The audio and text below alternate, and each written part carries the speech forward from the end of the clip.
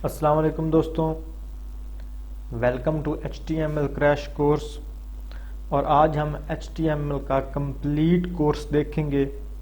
इसमें जितने भी HTML के बेसिक और एडवांस एलिमेंट्स हैं जो एक कंप्लीट रिस्पॉन्सिव वेबसाइट को बनाने के लिए ज़रूरी होते हैं, वो हम सारे सीखेंगे।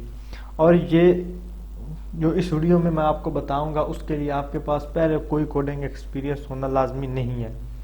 बिल्कुल बेसिक से बताऊंगा और बेसिक से स्टार्ट करेंगे और एडवांस लेवल तक जाएंगे। सिर्फ आपको जो मैं बता रहा हूँगा उसकी प्रैक्टिस करनी है। HTML कोई भी आपको ये नहीं कह सकता कि आप 45 मिनट में या 1 घंटे में आप HTML में एक्सपर्ट हो जाओगे। बहुत सी वीडियोस पड़ी हैं यूट्यूब पे, आप सर्च करोगे आपको बताएंगे कि HTML आप 45 मिनट में सीखो, 1 घंटे में सीखो। सीख आप सकते हो, सीखने में और करने में फ़र्क होता है। सीखने में तो आपको पता चल जाएगा कि HTML क्या है, HTML के ज़रिए हम क्या कर सकते हैं, इतना आपको बेसिक नॉलेज हो जाएगा।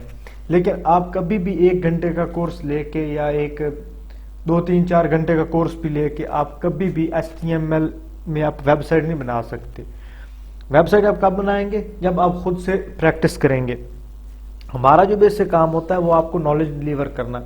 हम वेबसाइट के जो HTML के बेसिक हैं, जो सिंटैक्स हैं वो देखेंगे, बेसिक एलिमेंट्स देखेंगे और कंप्लीट रिस्पॉन्सिव वेबसाइट बनाने तक मैं आपको लेके चलूँगा कि मैं किस तरह से HTML से स्टार्ट करता हूँ और कंप्लीट एक वेबसाइट बनाता हूँ। आपने सिर्फ उसको फॉलो करना है। कभी भी जो मैंने वेबसाइट बनाई है वो आपने सारी ज़िंदगी लेके तो नहीं ना चलनी। आपने जो मैं बनाऊँगा, आप अगर उसको सेम टू सेम भी प्रैक्टिस करेंगे ना, आपको उस वेबसाइट का सोर्स कोड भी आपको फ्री में अवेलेबल कर दूंगा ताकि आप उसे प्रैक्टिस कर सकें। उसमें चेंजिंग करें, उसमें कलर स्कीम चेंज करें, वो आपका फिर ये आपको सारी समझ लग जाएगी। आपको पता चल जाएगा कि आप किस तरह से वेबसाइट बना सकते हैं। अगेन आपको कहना चाहूँगा, ये कोई नहीं है कि आप HTML ये एक वीडियो देखेंगे और आप उसके बाद वेबसाइट जो है वो HTML में एक्सपर्ट हो जाओगे। आपको HTML का नॉलेज हो जाएगा, HTML की आपको पता चल जाएगा वेबसाइट किस तरह से बनती है। उसके बाद है सिर्फ आपकी प्रैक्टिस। HTML जो है वो एक ऑन गोइंग प्रोसेस है। सर्च बार जो YouTube का वो मौजूद है, आप सर्च करके कोई और वीडियो सर्च करके आप देख सकते हैं, नो डाउट। बट मैं आपको ये बता रहा हूँ कि आप 45 मिनट में या 1 घंटे में कभी भी HTML में एक्सपर्ट नहीं बन सकते। सर्च बार मौजूद है, आप जाएँ 1 घंटे की वीडियो देखें, 2 घंटे की देखें और उसके बाद मुझे बताएं कि कौन बंदा जो HTML में एक्सपर्ट हो चुका है। HTML जो है वो एक ऑन गोइंग प्रोसेस है, इसमें आपको प्रैक्टिस लगती है। एट लीस्ट अगर HTML और CSS में आप एक्सपर्ट बनना चाहते हो कि आपने खुद से वेबसाइट जो है वो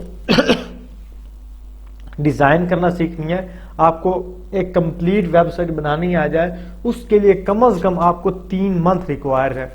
3 मंथ आप कंसिस्टेंटली प्रैक्टिस करें, HTML के जो एलिमेंट्स हैं वो बनाएं, कोई ना कोई एक प्रोजेक्ट पकड़ें फ्री का, किसी से लेने की ज़रूरत नहीं है। आपको मैं बताऊंगा कि आपने फ्री के प्रोजेक्ट किस तरह से करने हैं। किसी को रिक्वेस्ट करने की ज़रूरत नहीं कि भाई मुझे फ्री का प्रोजेक्ट दो। खुद से आपने प्रोजेक्ट उठाने हैं और उनको करना है और अपने जो पोर्टफोलियो है उसमें पुट कर लेने हैं। तो चलिए दोस्तों, HTML को स्टार्ट करते हैं। सबसे पहले मैं ज़्यादा जो थ्योरी नहीं पढ़ाऊंगा, जो मेरा मैक्सिमम टाइम होगा वो प्रैक्टिस की तरफ होगा कि हम किस तरह से प्रैक्टिस करें और HTML में एक्सपर्ट बने। उसके लिए सबसे पहले what is HTML? HTML stand for hypertext markup language. ये एक मार्कअप लैंग्वेज है। HTML basic building blocks of world wide web. ये एक वेबसाइट के जो बेसिक ब्लॉक्स होते हैं वो बनाने के लिए इस्तेमाल होती है। HTML जो अब है वो सिर्फ वेबसाइट बनाने तक महदूद नहीं हो चुकी। अब HTML जो है वो एक मोबाइल ऐप जो है उनको भी डिज़ाइन करती है और उसके अलावा गेमिंग में भी इसे इस्तेमाल किया जाता है। हम HTML सिंपल HTML से स्टार्ट करेंगे और HTML5 तक लेके चलेंगे। जितने भी HTML5 के अब जो लेटेस्ट वर्जन HTML का है वो है HTML5। तो हम HTML5 के जितने भी एलिमेंट्स हैं, जितने भी उसके फंक्शन हैं वो भी पढ़ेंगे। हम HTML और HTML5 दोनों को साथ लेकर चलेंगे। हमारा ज़्यादा फोकस जो होगा वो HTML5 पर होगा, लेकिन HTML जो वो सीखना लाजमी है क्योंकि जो बेसिक कोडिंग्स हैं, जो बेसिक एलिमेंट्स हैं उनके सारे सेम ही हैं। HTML5 से पहले भी वेबसाइट्स बनती थी, अब HTML5 आ गया है, तो इसमें थोड़े से कुछ एट्रीब्यूट्स, कुछ एलिमेंट्स जो हैं वो न्यू ऐड कर दिए हैं जो पहले HTML में मौजूद नहीं थे, जैसे कि वीडियोस लगाना, ऑडियोज लगाना, SVGs, कैनवास लगाना, और इस तरह के जो इनपुट्स की टाइप से पहले थोड़ी थी, अब बहुत ज़्यादा आ चुकी हैं।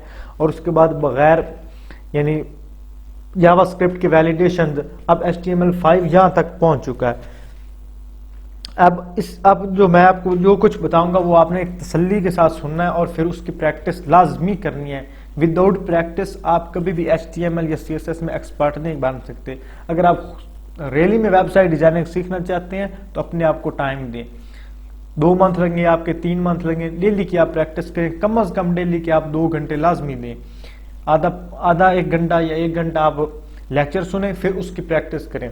उसके बाद फ्री के प्रोजेक्ट्स में जिस तरह से आपको सिखाऊंगा उस तरह से आपने लेने हैं और उन प्रोजेक्ट्स को करना है। और मैं आपको कुछ प्रोजेक्ट्स जो हैं वो मैं आपको करके दिखाऊंगा, बाकी आपको आइडिया हो जाएगा, तो फिर वो आपने खुद से बनाने हैं। उसके बाद हमारे पास जो कोर्स कंटेंट है जो इस वीडियो में हम कवर करेंगे वो है बेसिक एलिमेंट्स। ये बेसिक हम पढ़ेंगे। उसके बाद एलिमेंट्स होगा, attributes, heading, paragraph, links, formatting, style, images, table, list, form और आई फ्रेम, ये हम चीज़ सीखेंगे। और उससे पहले हमारे पास एक चीज़ और मौजूद है, हमारे पास रिक्वायरमेंट्स क्या है। HTML हमने स्टार्ट तो करनी है, लेकिन HTML हमने स्टार्ट कैसे करनी है, उसमें हमने क्या क्या चीज़ें हमें रिक्वायर है। तो सबसे पहले हमारे पास एक टेक्स्ट एडिटर होना लाजमी है। वो हमारे पास नोटपैड हो सकता है, नोटपैड प्लस हो सकता है, सबलाइम 3 हो सकता है, सबलाइम टेक्स्ट एडिटर। इसके अलावा भी बहुत है, लेकिन स्टार्ट में आपने सबलाइम जो है सबलाइम का यूज़ ना करें, नोटपैड प्लस को इस्तेमाल करें। इस पे 1-2 वीक जो है अपने जो हैंड्स ऑन प्रैक्टिस करें, उसके बाद सबलाइम को यूज़ करें, ताकि नोटपैड प्लस को आप इस्तेमाल करके आपको ये टैग्स लगाने आ जाएंगे। फिर सबलाइम को जब आप यूज़ करेंगे तो वही टैग जो आप पहले लगाते थे, आप ये 5 मिनट में जो काम करते थे वो आपका 2.5 मिनट में हो जाएगा। यानी 50% जो है वो आपका टाइम जो है वो रिड्यूस हो जाएगा टैग लिखने के हवाले से। उसके बाद ब्राउज़र हमारे पास यानी बेस्ट जो है वो क्रोम है, और सबके पास ऑलमोस्ट क्रोम ही होता है, या फायरफॉक्स, ये 2 आप यूज़ करें। उसके बाद इंटरनेट एक्सप्लोरर, ये आप ना यूज़ करें, क्रोम या फायरफॉक्स, क्योंकि ये बेस्ट है। इसमें जो इनका डेवलपर टूल जो है वो भी बड़े बेस्ट हैं। आप इन दोनों में से कोई यूज़ करें। क्रोम ऑलमोस्ट सबके पास होता है, तो मैं क्रोम ही यूज़ करूँगा। सबसे पहले टेक्स्ट एडिटर नोटपैड प्लस सबसे पहले हम इसे डाउनलोड कर देंगे। उसके लिए मैं अपना जो है ब्राउज़र वो ओपन करूँगा, यहाँ पे लिखूँगा डाउनलोड नोटपैड, ये आगे नीचे नोटपैड प्लस। जो पहला लिंक है इसी पे हम क्लिक कर लेंगे।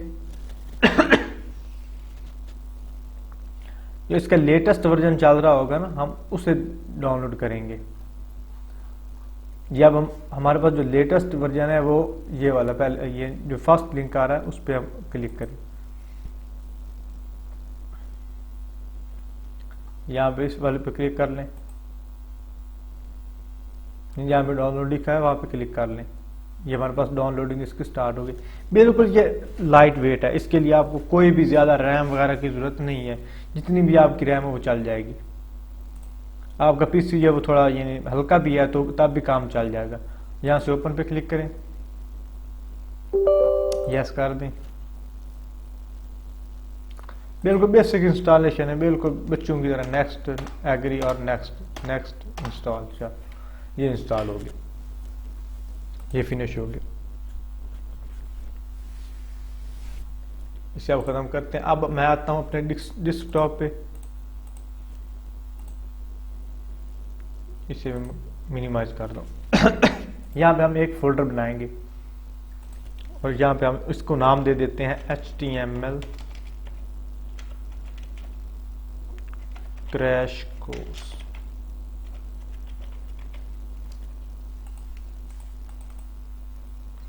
अब मैं आऊँगा नोटपैड प्लस प्लस ओपन कर लेते हैं, ये आ गया। यहाँ से मैं एक न्यू फाइल बनाऊंगा, कंट्रोल एन करके इसको डिलीट कर दूंगा, यहाँ से एस करूंगा। आपने कोई भी एक उसमें वर्ड जो है वो टाइप कर लेने और इसको यहाँ से एस कर देना। डेस्कटॉप पे ये हमारा HTML क्रैश कोर्स है, ये फोल्डर है, उसमें आऊँगा और यहाँ पे इसको मैं नाम दूंगा index.html। अब index.html क्या है? ये .html है वो हम जिस प्रोग्रामिंग लैंग्वेज में, जिस भी कोडिंग लैंग्वेज में काम कर रहे होते हैं ना, डॉट के बाद उस जो लैंग्वेज होती है उसे हम बताते हैं कि ये कौन सी है। अगर हम CSS में काम कर रहे होंगे तो हम बताएंगे index.css यानी style.css। अब HTML में कर रहे हैं तो हम बताएंगे index.html। PHP में कर रहे हैं तो index.php। जावास्क्रिप्ट में काम कर रहे हैं तो उसके लिए यानी index.js। अब इंडेक्स क्या है? इंडेक्स जब भी आप किसी भी वेबसाइट को ओपन करते हैं तो उसकी जो सबसे पहली फाइल आ रही होती है ना, वो होती है इंडेक्स। मैं आपको दिखाता हूँ किस तरह से। यहाँ से मैं वेबसाइट ओपन करता हूँ, ये एक प्रोजेक्ट मैं कर रहा था तो वही आपको मैं दिखाता हूँ। एक ई-कॉमर्स प्रोजेक्ट है वो मैं कर रहा हूँ। अब जो इसकी जो फर्स्ट साइड आ रही है ना, फर्स्ट लुक आ रही है, इसमें जो पहली फाइल जो वो लोड हो रही है ना, वो है index.html। ये जिसमें हमारे पास बैनर्स लगे होते हैं। ये एक ई-कॉमर्स वेबसाइट है जो मैंने वर्डप्रेस में बनाई है। वर्डप्रेस का भी कोर्स आपके पास आएगा, बड़ा बेहतरीन कोर्स होगा, आपने बस कनेक्ट रहना है। ये एक ई-कॉमर्स वेबसाइट है जो मैंने बनाई है, इसमें ये चैट बॉक्स, ये व्हाट्सएप सब कुछ लगा हुआ है। मेन बताने का मकसद जो पहला लिंक पहला पेज आ रहा है ना, इसका नाम है इंडेक्स। अब आपको इंडेक्स का पता चल गया होगा। जब भी आपने वेबसाइट बनानी है, जो पेज आपने सबसे पहले दिखाना ना, उसे इंडेक्स का नाम देना है। अगर इंडेक्स के अलावा कोई और देंगे तो वो फर्स्ट में शो नहीं होगा, आपने इंडेक्स ही रखना है। इसे हम काट देते हैं। अब हमारे पास जो स्लाइड्स थी उसके मुताबिक हम चलते हैं। ये हमारे पास बेसिक में अब HTML को स्टार्ट किस तरह से करना है। अब जो है हमारे पास HTML की स्टार्टिंग है। HTML में ना टैग्स लगते हैं, मैं आपको बताता हूँ। सबसे पहले हमने HTML का जो टैग है वो HTML ही से स्टार्ट होता है। ये HTML से स्टार्ट हुआ, HTML से क्लोज भी हो गया। इसके अंदर हम आएंगे और यहाँ पे लिखेंगे हेड का टैग लगाएंगे और फिर इसे हम क्लोज कर देंगे। हेड के अंदर एक होता है टाइटल। ये आपको अभी मैं सारा बताता हूँ कि टाइटल क्या है और ये सब क्या। मैं थोड़ा सा इसे जूम कर लेता हूँ। फिर इस टाइटल टैग को भी हमने कर देना है क्लोज। सबलाइन में प्रैक्टिस कर करके ना टैग थोड़े लिखने की आदत पड़ गई है। अच्छा, यहां पे हम लिख देते हैं HTML क्रैश कोर्स।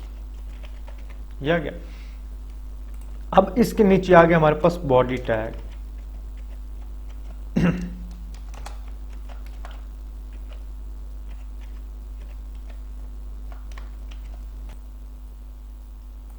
ये हमारे पास ये बॉडी टैग लगा हुआ है। अब मैं आपको इसमें हम ना एक छोटा सा पैराग्राफ ऐड करते हैं ताकि हमें समझने में ना आपको थोड़ी सी यानी आसानी हो जाएगी। अभी आप भूल जाएं कि ये मैं क्या लिख रहा हूँ, पी मैंने क्यों लिखा है, ऐसे आप भूल जाएं। अब इस फाइल को हम करते हैं ओपन ब्राउजर में। यहाँ से ये हमारी फाइल पड़ी हुई है और कंट्रोल S लाजमी कर लेना है। ये हमारी फाइल आ गई। इसमें जब तक कंट्रोल S नहीं करेंगे ना तब तक ये नहीं सेव होगा। अच्छा, अब ये ब्राउजर में आता हूं मैं। ये इसके ऊपर देखें, यहाँ पे लिखा HTML क्रैश कोर्स। यहाँ पे मेरा ये कर्सर भी जा रहा है, ये देखें। और थोड़ा सा ना ये एक पॉपअप बॉक्स जो है वो भी हमें शो हो रहा है। इसमें लिखा हुआ आ रहा है HTML क्रैश कोर्स। ये है टाइटल टैग। यानी जब भी हम कोई भी टाइटल लिखेंगे तो ये वो टाइटल जो है इस जगह पे हमें शो होगा। और उसके बाद ये जो जितना भी व्हाइट एरिया आ रहा है ना एक तो मेरी बुक मार्क लगी हुई है ना, ये वाला नहीं, इसके नीचे ये एक हमें लाइन आ रही है। मैं आपको ना दिखाता हूँ कि कितना कितना जो है वो बॉडी एरिया है। आपको कलर करके दिखाता हूँ ताकि आपको अच्छी तरह से समझ आ जाएगी।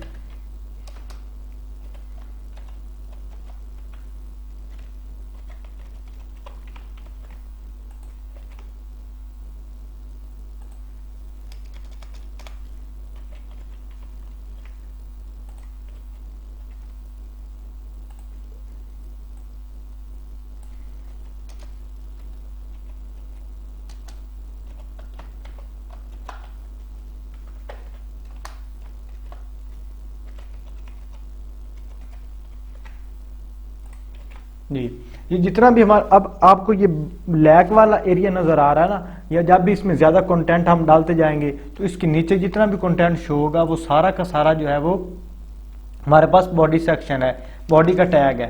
ये सारा ये जो जितना भी ब्लैक वाला एरिया ये हमारे पास बॉडी टैग है। अब आपको पता चल गया होगा कि जो बॉडी है वो कहाँ से शुरू होती है और कहाँ पे खत्म होती है। यहाँ से शुरू होती है और ये खत्म नहीं होती। जितना भी वेब पेज होता है ना इसके नीचे, यानी ब्लैक जहाँ से शुरू हो रहा है ना कलर, इससे नीचे जितना भी होता है वो सारी की सारी बॉडी होती है। अगर कोई फुटर भी होता है ना वो भी बॉडी के अंदर ही होता है। बॉडी का मेन मकसद है कि जितना भी कंटेंट होगा वो सारा वेब पेज का बॉडी टैग के अंदर आएगा। जितना भी हमने कंटेंट डालता है, इमेज कोई डालनी है, कोई लिंक डालना है, कोई पैराग्राफ लिखना है, वो सारा का सारा बॉडी टैग में। अब ये हमारे पास सेम टू सेम आ गया। अब उसके बाद हमारे पास यानी एलिमेंट। अब एलिमेंट और टैग ये सेम चीज है। कोई आपको कहे कि HTML के टैग या HTML के एलिमेंट, तो उसमें इतना वो फर्क नहीं है, वो सेम ही है। HTML भी एलिमेंट्स भी वही है और टैग्स भी वही है। जो अब को हमारे पास जो बेसिक टैग होता है ना वो सबसे पहले होते हैं यानी पैराग्राफ का टैग, उसके बाद हेडिंग का टैग होता है, यानी मेन हमने टेक्स्ट शो करवाना होता है ना। उसके बाद हमारे पास इमेज के टैग्स होते हैं। मैं आपको सारे के सारे ना करके दिखाऊंगा, हैंड्स ऑन प्रैक्टिस होगी। कोई भी यानी ना थ्योरी तो हमने ज्यादा रखनी नहीं ना, सिर्फ आपको जितना बताना जरूरी होगा वो बताऊंगा और उसके बाद जितनी होगी वो सारी की सारी प्रैक्टिस होगी। अच्छा, अब इसके लिए ना हमारे पास डमी टेक्स्ट नहीं है, उसके लिए मैं यहाँ से एक वेबसाइट ओपन करता हूँ, लॉरम इप्सम, ये वाली, ये एक वेबसाइट है। जब भी आपको कोई भी डमी टेक्स्ट चाहिए होगा, आप वेबसाइट बना रहे हैं, आपको प्रोजेक्ट कर रहे हैं और आपके पास जो है कोई भी टेक्स्ट नहीं लिखा हुआ, ना ही आपको कोई आइडिया आ रहा है, तो आपने इस वेबसाइट पे चले जाना है और यहाँ से आप कोई भी टेक्स्ट जो है वो कॉपी कर सकते हैं। इसका कोई ना यानी कॉपीराइट नहीं है, क्योंकि ये जो टेक्स्ट है इसका कोई मतलब नहीं है। आप इसे जैसे मर्जी यूज करें, ये बना है इसी चीज के लिए। यहाँ से हम पी का टैग लगाते हैं और इसके अंदर हम इसको पेस्ट कर देते हैं। ये जो हमने टेक्स्ट कॉपी किया उसको हम यानी यहाँ पेस्ट कर दिया। अब इसको थोड़ा थोड़ा ना हम अच्छी तरह से ऑर्गेनाइज कर लेते हैं ताकि हमें यहाँ पे भी सही हो। अब ये हमारे पास आ गया और इसे हमने यहाँ पे रोल किया। अब हमारे पास यहाँ पे किस तरह से शो हो रहा है और यहाँ पे किस तरह से शो हो रहा है, क्योंकि हमने यहाँ पे ना सिर्फ अलाइन किया अपनी तरफ से। अगर हमने वेब पेज में किसी भी टेक्स्ट को अपनी मर्जी से शो करवाना है कि हम चाहते हैं कि हमारा टेक्स्ट इस तरह से शो हो, तो उसके लिए आपने या तो टैग्स इस्तेमाल करने हैं या आपने स्टाइल उसका इस्तेमाल करना है। अब मैं जो टैग इस्तेमाल करूंगा छोटा सा, वो भी आपको बताने के लिए इस कोर्स का हिस्सा है। अब पहली लाइन, अब मैं चाहता हूं कि जो प्रिंटिंग आ रहा है ना उसके नीचे या प्रिंटिंग लफ्ज आए, जो वर्ड जहाँ पे खत्म हो, उसके बाद जितना जो भी टेक्स्ट हो वो नेक्स्ट लाइन में आ जाए। तो उसके लिए मैं इसके आगे BR का टैग लगा दूंगा। ये एक लाइन को ना ब्रेक कर देगा, आगे नीचे जहाँ पे प्रिंटिंग था उससे नीचे आ गया। अब मैं चाहता हूं कि ये जो बीन है ना, ये इसके नीचे वाला जो है वो भी एक ब्रेक हो जाए, उसके इसके आगे मैं BR का टैग लगा दूंगा। ये हो गया। यानी अब अगर आपको सेम इस तरह का पैराग्राफ चाहिए तो आप यहाँ पे जितने भी यहाँ पे लाइन खत्म हो रही है उनके आगे जो ना BR का टैग लगा दे, तो सेम का सेम आपको शो हो जाएगा। ये हमारे पास हो गया पैराग्राफ का टैग। जब भी आपने कोई भी पैराग्राफ लगाना है तो उसके लिए आपने पी का टैग इस्तेमाल करना, और बी आर का टैग इस तरह से नहीं यूज करना। वो अब जब हम सी एस एस को यूज करेंगे ना, तो उसके जरिए बी आर टैग इस तरह से नहीं इस्तेमाल होता। अगर मिसाल के तौर पर पैराग्राफ लिखना है तो लाइन ब्रेक करने के लिए उसमें हम यानी बी आर लगा रहे हैं, ऐसा नहीं होता। एक कस्टम हम उसको विड्थ दे देते हैं, तो जितना भी टेक्स्ट होता है वो उस विड्थ में शो होता है, तो ऑटोमेटिकली वो लाइन ब्रेक्स हो जाती हैं। ये हमारे पास पैराग्राफ का टैग आ गया। उसके बाद हमारे पास जो है ना वो है हेडिंग का टैग। इसके ऊपर आऊंगा और यहाँ पे मैं एक हेडिंग का टैग जो है वो होता है H1 H2 H3, यानी H से स्टार्ट होता है। हेडिंग जो वर्ड है वो H से स्टार्ट होता है ना, तो जो हेडिंग का टैग है वो भी H से शुरू होता है। हमने H लिखे H1, कभी भी अकेला H नहीं लिखना, H1, और इसे हमने H1 को ही क्लोज कर देना, जिस तरह से हम दूसरे टैग जो है वो क्लोज कर रहे हैं। तो इसके अंदर मैं यहीं से टेक्स्ट जो है वो कॉपी यहाँ से कट कर लेता हूँ और यहाँ पे डाल देता हूँ, और ये बी आर का टैग है वो भी खत्म कर देता हूँ। अब ये देखिए, अब H1 हमारा आपको पता चल गया। जब H1 हम लगाएंगे तो एक बड़ी हेडिंग आएगी। अब हम चाहते हैं कि इतनी बड़ी हेडिंग नहीं चाहिए, हमें इससे थोड़ी सी छोटी चाहिए। उसके लिए हम H2 का टैग लगाएंगे। H1 के बाद आता है H2, यानी H1 से जो छोटा टैग है वो है H2। इसे यहां से कॉपी किया और इसके नीचे हम पेस्ट कर देते हैं। अब उससे नीचे आ गया। अब इसी को हम कॉपी करते हैं और मैं ये H6 तक होते हैं, यानी H1 से H6 तक। मैं सिर्फ आपको यानी H3 और H फिर हम डायरेक्ट 6 लिख देंगे, और इसी को हम यहाँ पेस्ट कर दिया। और यहाँ पे चलो हम सारे लिख देते हैं 4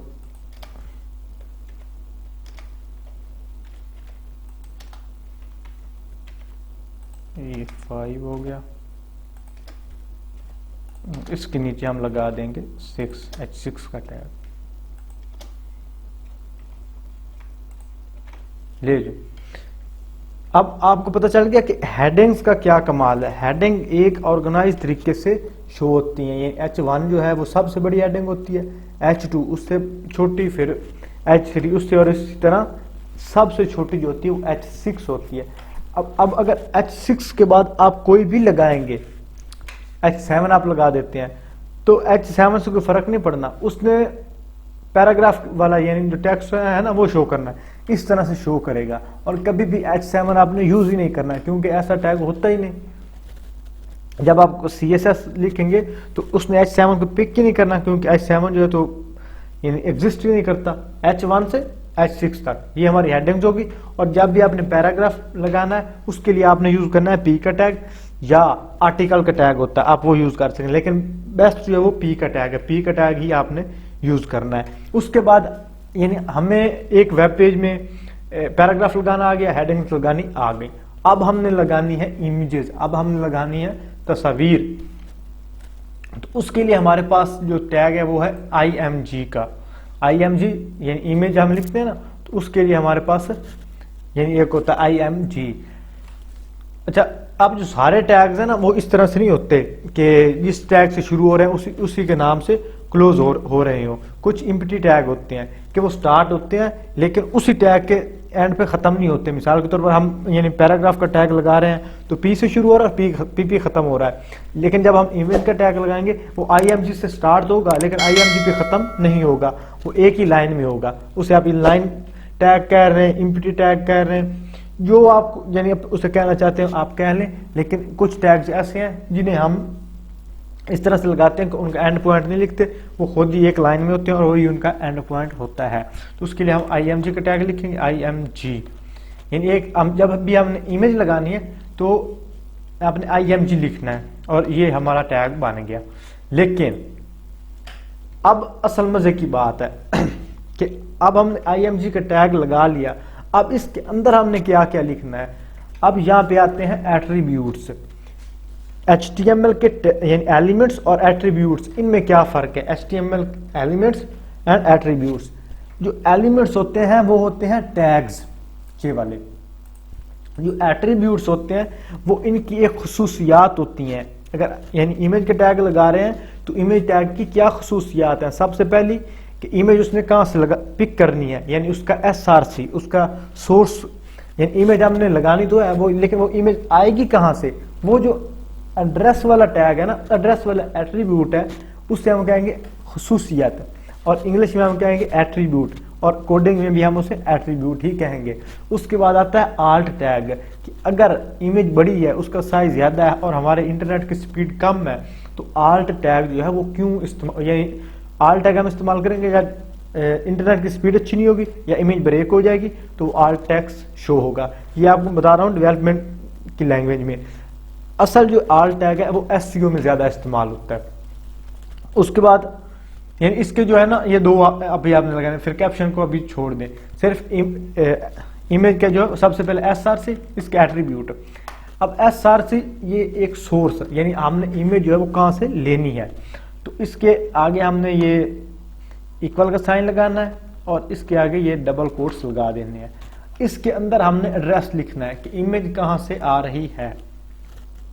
तो उसके लिए हमारे पास दो तरीके हैं, या तो हम ऑनलाइन इमेज लगा सकते हैं, कोई भी हम ऑनलाइन जो इमेज एग्जिस्ट करती है ना उस इमेज को हम लगा सकते हैं, या फिर आप अपने ही फोल्डर में कोई इमेज पुट करके और वहां से भी लगा सकते हैं। तो मैं यहाँ पे आऊंगा और यहाँ पे अनस्प्लैश एक वेबसाइट है, यहाँ से आपको फ्री के इमेजेस मिलते हैं। आप कोई भी इमेज, किसी भी किस्म का इमेज आप लेना चाहें, मैं यहाँ से ना अभी नेचर का लूंगा, कोई भी इमेज लेना चाहें फ्री में लें और फ्री में इस्तेमाल करें। आपको कोई उसके लिए कोई कुछ भी नहीं कहेगा, आप डाउनलोड करें अपने प्रोजेक्ट के लिए यूज करें। यहाँ से ये वाला इमेज मैं लगा लेता हूँ, कोई भी आप लगा लें, और यहाँ से इस पे मैं राइट क्लिक करता हूँ और यहाँ पे कॉपी इमेज एड्रेस, यहाँ से मैं इसे कॉपी कर सकता हूँ और यहाँ से मैं इसे डाउनलोड भी कर सकता हूँ। यहाँ से उसके मुख्तलिफ साइज हैं, आपको कौन सा साइज चाहिए, ये इसका ओरिजिनल साइज है, आपको छोटा साइज चाहिए, मीडियम चाहिए। अभी मैं ना स्मॉल ले लेता हूँ ताकि थोड़ा सा ना उसका साइज कम होगा, और यहाँ से मैं डाउनलोड पे क्लिक कर लेता हूँ। मैं डाउनलोड करके इसे डाउनलोड करके भी लगाना सिखाऊंगा। यहाँ से SRC में जो हमने एड्रेस कॉपी किया था वो हमने पेस्ट कर देना है, जो भी हमने वहां से एड्रेस किया था इन डबल कोट्स में, इन डबल कोट्स के बीच में है ना, यहाँ पे थोड़ी सी स्पेस दे लें। स्टार्ट में आपको मसला बनेगा, बाद में नहीं बनेगा। ये स्पेस दे ली, फिर इसे करीब कर लिया और यहाँ पे पेस्ट कर दिया। अब सिंपली Ctrl+S करना है और अपने वेब पेज में जाना है और इसे Ctrl+R कर दें, यानी अपने पेज को रीलोड कर दें। अब जो इमेज है वो थोड़ी सी ज्यादा साइज की, इसलिए वो लोडिंग टाइम लगा रहा है। ये हमारे पास जो है वो इमेज तस्वीर जो है वो शो हो गई है। अब हम जो है वेबसाइट ऑफलाइन बना रहे हैं मिसाल के तौर पर, और हमारे पास इंटरनेट कनेक्शन भी नहीं है, या फिर हमारे पास इमेजेस हैं लेकिन हम ऑनलाइन नहीं पड़ी हुई, तब हम इमेज कैसे लगानी है। उसके लिए जो इमेज होगी वो आपने अपने फोल्डर में लगा लेनी है। मैं अभी आपको यहाँ से ना कट करता हूँ, इस इमेज को मैंने यहाँ पे किया कट और डेस्कटॉप पे गया, ये हमारा फोल्डर रहा और इसके अंदर मैं इमेज को पेस्ट कर देता हूँ। अब हमारी जो इमेज है यहाँ से मैं आता हूँ और इसे वापस ले जाता हूँ, ये आ गया। अब हम ना आल टैग भी साथ में लगा देते हैं और यहाँ पे मैं लिख देता हूँ फॉरेस्ट, जंगल वाली थी ना थोड़ी सी, फॉरेस्ट हम लगा देते हैं।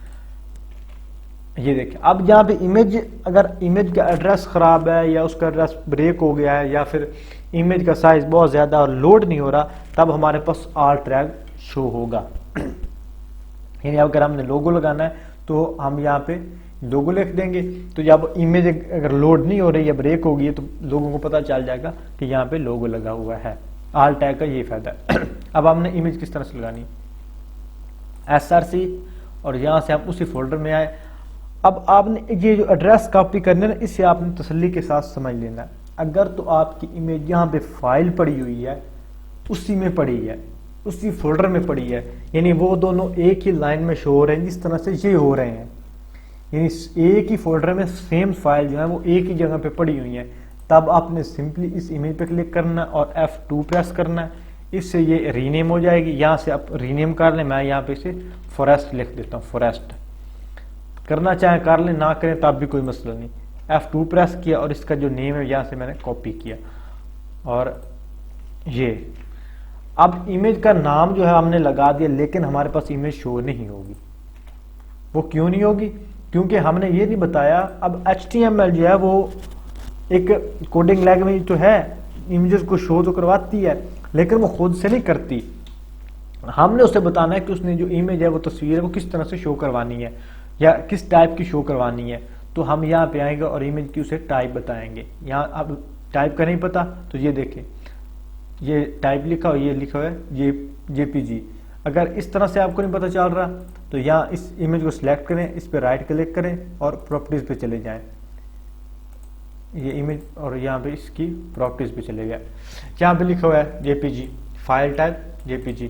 यहाँ पे आपकी कोई भी है, PNG है, PNG और एक और होती है GIF है, जो भी आपकी है वो आप यहाँ से देख लें और सिंपली जो है वो जहाँ पे इमेज का नाम लिखा है उसके आगे डॉट लगाएं और फाइल की एक्सटेंशन जो है, फाइल टाइप जो है वो लगा दें। हमारी JPG है, JPG। तो अब रीलोड किया और ये हमारे पास शो हो गई। अब हमारे पास ये जो तस्वीर है ये बहुत बड़ी शो हो रही है, तो उसके लिए हमारे पास एक ना हम हाइट विड्थ से कस्टम दे देते हैं। हाइट ये भी आप इसका एक एट्रीब्यूट ही समझिए। हाइट से मैं दे देता हूँ 400 और विड्थ ये आप थोड़ी सी CSS हम इसमें ऐड कर रहे हैं।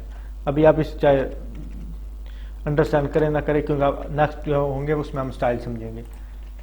ये आ गया, ये हमारे पास एक जितनी हमने उसे हाइट और विड्थ दी उस लिहाज से वो तस्वीर जो है वो लग गई। अच्छा, अब आपको समझ तो आ गई, लेकिन मैं एक चीज़ और आपको समझाना चाहता हूँ। जब भी हम एक वेबसाइट बनाते हैं, जब भी हम प्रोजेक्ट करते हैं, तो इमेजेस जो होती हैं ना वो एक अलहदा फोल्डर में पड़ी होती हैं।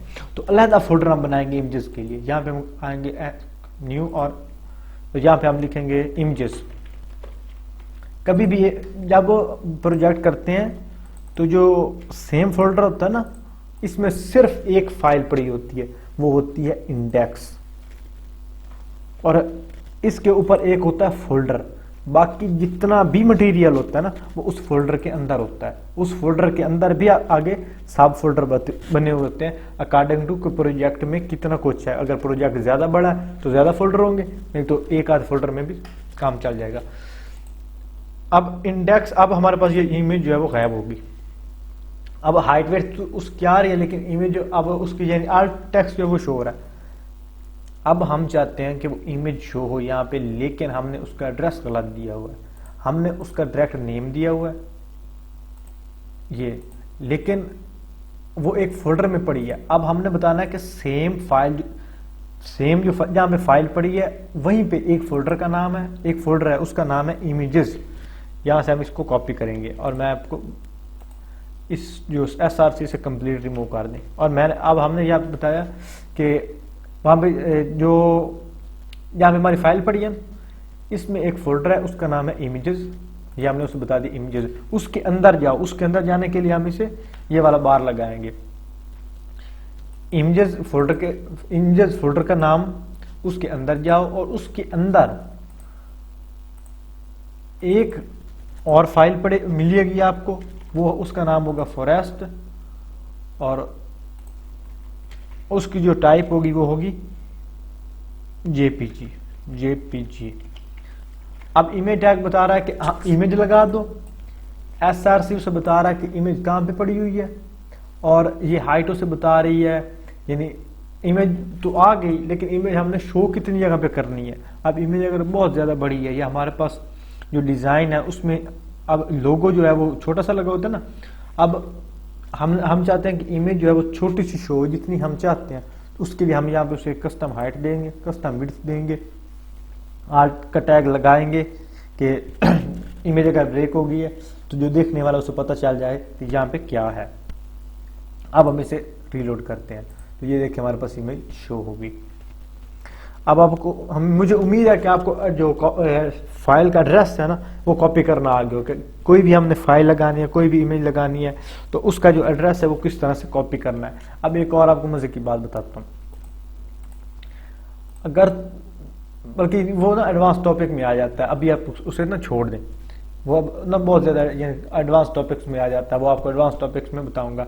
अगर जो इमेज ये जो फाइल है वो कहीं पे अंदर पड़ी है और फोल्डर बाहर है, अब तो सामने है ना, तो वो किस तरह से करेंगे वो हम जो नेक्स्ट आने वाले ट्यूटोरियल्स होंगे ना उसमें कवर कर लेंगे। अभी के लिए आप इतना ही समझे। अब हमें जो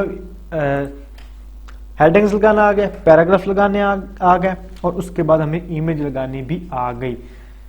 यकीन जानिए हेडिंग्स, पैराग्राफ और इमेज में इतना ही कुछ है, जितना हम यूज करते हैं इतना ही कुछ है। इससे ज्यादा आप यानी आपको सीखने की जरूरत ही नहीं है, इतना ही कुछ हम यूज करते हैं।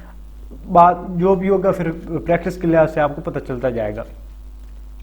अब इसे हम ना सारे को रिमूव कर देते हैं। अब इसके बाद ना थोड़े से ना एडवांस टॉपिक्स हैं, थोड़े से, इतने ज़्यादा नहीं आते तो बेसिक्स में, लेकिन अगर आप उन्हें यूज करेंगे तो आपका काम थोड़ा सा ना यानी और आसान हो जाएगा। उसके लिए हमारे पास है nested HTML elements, nested HTML elements या नेस्टेड HTML टैग्स, जो मर्जी आप कहना चाहें उसे कह लें। उसके लिए आप सबसे पहले एक पी का टैग लें, पैराग्राफ। इसको आपने इस तरह से यानी जो लेस देन और ग्रेटर देन के साइंस हैं उससे आपने इसे कवर कर लेना है। ये जो लेफ्ट एंगल और राइट एंगल जो भी है, आपको समझ आ रही है ये किस तरह से शो हो रहा है। अब इसमें आप लिख दें हेयर इज सम, ठीक हो गया। अब text, here is some text, क्या टेक्स्ट, और इसी को हम है ना Ctrl+C और Ctrl+V कर देता हूँ, इसी टेक्स्ट को। थोड़ा सा इसमें ना हम एडवांस टॉपिक में जा रहे हैं, इतना ज्यादा भी एडवांस नहीं लेकिन आपको समझना जरूरी है। अब हम इसमें लिखते हैं कि bold, here is some bold text, और यहां पे हम जो है वो एक टेक्स्ट लिख देते हैं emphasized, आई थिंक ये स्पेलिंग है emphasized। अब इसे हम शो करते हैं। अब हमने कहा here is some bold text, here is some emphasized text. अब ये जो बोल्ड वाला लफ्ज है इसे हमने बोल्ड किस तरह से करना है, उसके लिए हमारे पास है बी का टैग। अब बी लगाएंगे और इसे क्लोज हो गया, और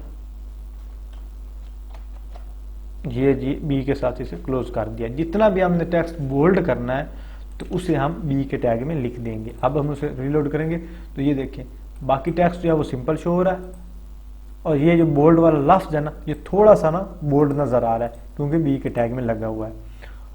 उसके बाद हमारे पास जो एम्फसाइज टेक्स्ट है ना उसके लिए हम इसका टैग लगाएंगे EM। हमारे पास जो टेक्स्ट होगा वो थोड़ा सा एम्फसाइज्ड होगा, और इसे सेम उसी तरह से हमने क्लोज कर देना है। ये देखिए एम्फसाइज में क्या हुआ कि थोड़ा सा जो एक तो यानी इटैलिक हो गया, थोड़ा सा तिरछा हो गया टेक्स्ट, और थोड़ा सा छोटा भी हो गया। उसके बाद हमारे पास है कि हमने किसी टेक्स्ट को हाईलाइट करना है, उसके लिए हम उसे मार्क करेंगे। यहीं पे हम कॉपी, इसी को हम कॉपी करेंगे और यहीं, और यहाँ पे मैं मार्क का टैग लगाऊंगा, मार्क, और इसे मार्क के टैग को मार्क के साथ ही क्लोज करेंगे। और यहाँ पे मैं लिख दूंगा हाईलाइटेड, हाईलाइटेड, जो भी आप लिखना चाहे लिख सकते हैं जिस टेक्स्ट को हमने शो किया। ये देखिए ये जो टेक्स्ट है ये ऑटोमेटिकली इसने एक उसे हाईलाइट कर रहा है, उसे एक येलो कलर लगा रहा है। जब भी आप कोई भी एक पैराग्राफ लगा रहे हैं, मैं आपको ना एक बताता हूँ कि इसका हमने इस्तेमाल किस तरह से, लॉरम यानी इसका इस्तेमाल हम किस तरह से करते हैं। अभी मैं यहाँ से ना डमी टेक्स्ट जो है वो कॉपी करता हूँ।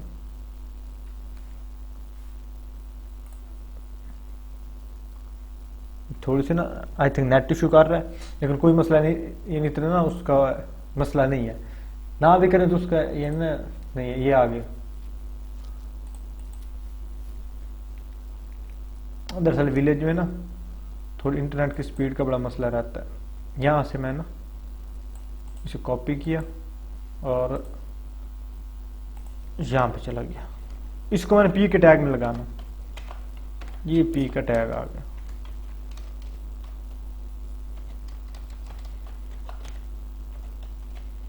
इसके अंदर वो पूरा के पूरा पैरा जो है ना मैंने लगा दिया।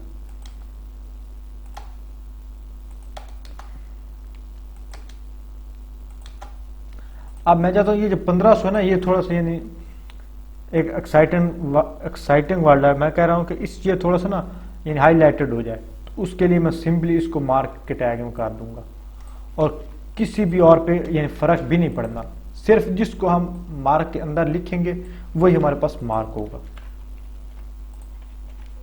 ये आ गया, ये देखिए 1500 जो है यहाँ पे मार्क हो गया। Same goes to for all, यानी अगर बोल्ड करना है किसी को तो बोल्ड में बी में लिख दें, किसी को एम्फिसाइज करना है तो EM में लिख दें।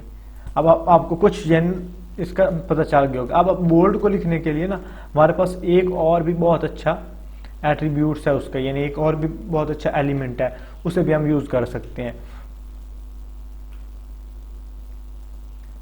उसे किधर गया फाइल, ये फाइल आ गई। अच्छा, अब इसको ना यहाँ पे ये बोल्ड लिखा है, यहाँ पे हम ना स्ट्रॉन्ग लिख दें, स्ट्रॉन्ग। ये भी अब ये बोल्ड लिखना ना किसी टेक्स्ट को, दो हमारे पास ऑप्शन है, एक बी का टैग और दूसरा स्ट्रॉन्ग का है। और मजे की बात ज्यादा स्ट्रॉन्ग ही इस्तेमाल होता है, बी काम में यूज होता है लेकिन बहुत कम होता है। ये देखिए हमारे पास कोई खास फर्क नहीं पड़ रहा। अब आपको दिखाता हूँ कि इसके बगैर किस तरह से फर्क पड़ रहा है। अब यहाँ से इसे खत्म करता हूँ, इसे मैं कट कर लेता हूँ ताकि हमारा टाइम बच जाएगा। ये देखिए अब सिंपली शो हो रहा है। अब इसी को मैं यहाँ पे लिख देता हूँ और यहाँ पे पेस्ट कर दिया, यहाँ पे हमने इसे क्लोज टैग कर दिया और ये देखिए अब हमारे पास बोल्ड हो रहा है। समझ रहे ना, यानी अगर बोल्ड करना तो उसके लिए हमारे पास दो टैग है, एक बी का टैग है और एक स्ट्रॉन्ग का टैग है। हम दो टैग के जरिए इसे बोल्ड कर सकते हैं। अच्छा, उसके बाद हमारे पास आ जाते हैं टेक्स्ट फॉर्मेटिंग।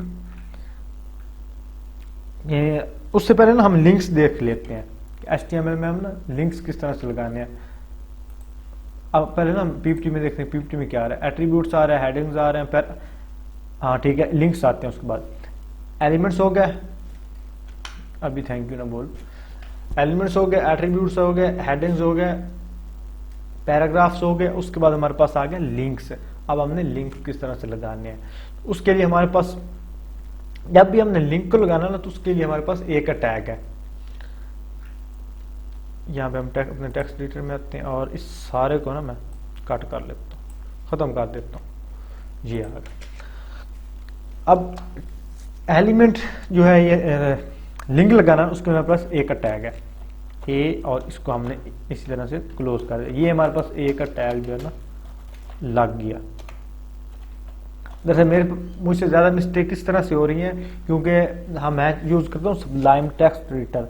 उसमें टेक्स्ट जो है ना एक थोड़ा सा लिखना होता है, वो सारे का सारा टैग कंप्लीट कर देता है। अभी आपको समझाने के लिए मैं बहुत दिनों के बाद, I think more than 1 year के बाद मैं ना नोटपैड प्लस पे आ रहा हूँ, तो इसलिए थोड़ी बहुत मिस्टेक्स हो रही हैं। अच्छा, अब ना हमारे पास एक टैग है। अच्छा, एक में हमने लिख दिया गूगल। अब हमने गूगल को लिंक करते हैं, गूगल को लिख दिया। अब ये देखिए हमारे पास सिंपली जो है वो गूगल ही शो हो रहा है, लेकिन जब हम इसमें एक एट्रीब्यूट ऐड करेंगे href, ये भी एक एड्रेस है, यानी जिस तरह से हम SRC ये href है, इसमें हम लिंक देते हैं किसी एक्सटर्नल फाइल का। ये देखिए इसके या भी अपने href इसमें एट्रीब्यूट ऐड करना है, ऑटोमेटिकली जो टेक्स्ट होगा वो ब्लू हो जाएगा और एक अंडरलाइन आ जाएगी उसके नीचे। अच्छा, उसके लिए अब ना इसको मैं किस से लिंक करूँ, मैं यहाँ पे ना गूगल अपनी ना वही वेबसाइट को कर लेता हूँ जिस पे मैं काम कर रहा हूँ, जिससे मैंने बनाया ना, ये आ जाएगी अभी लोड।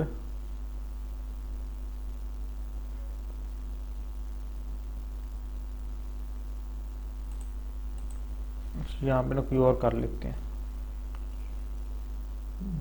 किधर गई, गूगल कर लेते हैं ये वाला। इस मेरे जो है ना वो आपको समझाना है, मेरे पास ना थोड़ा नेट इशू कर रहा है, इसलिए आपको ना थोड़ा सा यहाँ से हमने गूगल का लिंक कॉपी किया और किधर के ये इसमें हमने पेस्ट कर दिया। किसी भी वेबसाइट का लिंक देना है, किसी भी एक्सटर्नल फाइल का देना है, किसी का भी देना है, तो आपने उसे इस तरह से ऐड कर लेना है। ये देखिए अब इस पे हम क्लिक करेंगे तो ये हमारे पास ये देखिए ऊपर ना लोड हो रहा है। अब हमारे पास ये गूगल को ओपन करेगा क्योंकि हमने गूगल का एड्रेस दिया, ये हमारे पास गूगल ओपन हो गया। अच्छा, उसके बाद ना इसी को हम ना कॉपी पेस्ट करते हैं। आप इससे कॉपी किया और नीचे थोड़ा सा मैं नीचे जाके पेस्ट कर देता हूँ। और यहाँ पे ना BR का टैग लगा देता हूँ ताकि इनमें थोड़ा सा ना डिफरेंट हो। ये अब एक ऊपर गूगल आ रहा है, एक नीचे गूगल आ रहा है। अब मैं चाहता हूँ कि जो नीचे वाला गूगल है ना उसमें मैं क्लिक करूँ तो वो जो है मुझे अब जो ये सेम पेज में ओपन कर रहा है ना, पहले तो इस पे क्लिक करूँ ना वो मुझे मेरे लिए न्यू विंडो ओपन कर दे। उसके लिए एक एट्रीब्यूट है टारगेट। टारगेट में मैं लिखूंगा ब्लैंक, अंडरस्कोर डाल के ना ब्लैंक लिखना, ऐसे नहीं लिख लेना, ब्लैंक। और यहाँ से मैंने किया इसे, ये देखिए अब हमारे पास न्यू विंडो ओपन कर रहा है और न्यू विंडो में गूगल ओपन कर देगा। ठीक हो गया जी। अब हमने किसी भी इमेज को लिंक किस तरह से करना है, हर दफा जो है वो टेक्स्ट तो नहीं ना शोर होता है, बाज़ अगर हमारे पास इमेज जो है वो भी लिंक होती है। अच्छा अब ना हम वही वाली इमेज इस्तेमाल कर लेते हैं।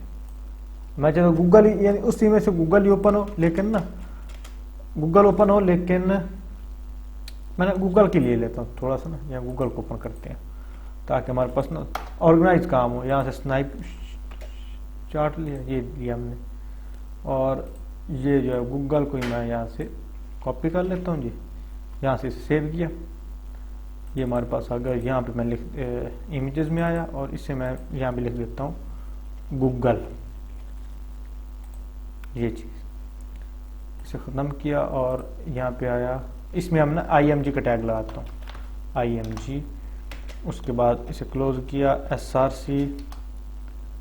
SRC मैंने इमेजेस का फोल्डर, उसके अंदर गूगल, और उसकी जो फाइल टाइप है वो है PNG, क्योंकि जो स्नाइप टूल है ना वो PNG में सेव करता है। और आल टैग में हमने उसे लगा दिया गूगल।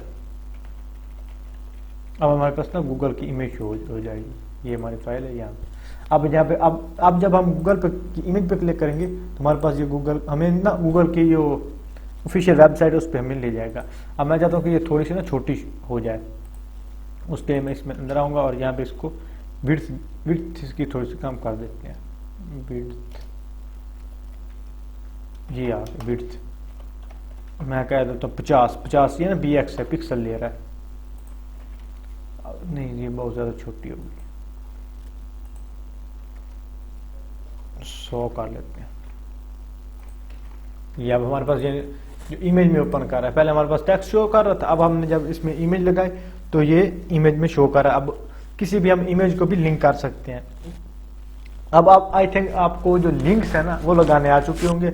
लिंक्स के मुतल्लिक आपको मेरा नहीं ख्याल कि कोई भी चीज़ मैंने इसमें यानी छोड़ी है जितनी हम यूज़ करते हैं। बाकी इसमें और भी बहुत सारी चीज़ें हैं, यानी कि यहाँ पे ख़त्म हो जाता है। इसके अलावा भी इसमें बहुत सारी चीज़ें हैं, उससे भी हम अब बाज़ अगर हम ना देखते हैं बहुत सी वेबसाइट में हम इमेज पे क्लिक करते हैं ना तो वो इमेज ओपन होती है। अब तो ये लिंक ओपन हो रहा है ना तो वो इमेज ज़्यादा ओपन होती है। उसके लिए हम उसको जो है ना एक टारगेट है, किधर गया टारगेट था, आई थिंक पेरेंट, टारगेट ना पेरेंट, वो हम यूज़ करते हैं, किया गया। और ये जो इमेज है ये वाला टैग किधर गया, ये इसमें हम एक एट्रीब्यूट ऐड करते हैं, ये वाला यहाँ पे ना हम ब्लैंक की जगह ना पेरेंट करके देखते हैं, पेरेंट, आई थिंक स्पेलिंग यही है। अब इस पे हमने क्लिक करे, अभी ना हमारे पास शो नहीं हो रहा, ये करना चाहिए था जैसे, आई थिंक स्पेलिंग मिस्टेक होगी, पेरेंट टारगेट पेरेंट, ठीक है शो इसे करना चाहिए था।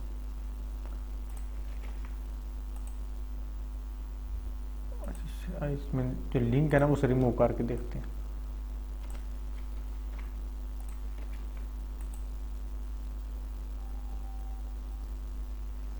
लिंक को नहीं करना था, HRF को करते हैं। जैसे ना काफ़ी दिन हो गए इसको लगाए हुए, मेरे भी ना ज़हन से निकला हुआ है कि हमने किस तरह से लगाना, लेकिन आ जाएगा क्योंकि ये पेरेंट काम में यूज़ करते हैं ना इसलिए।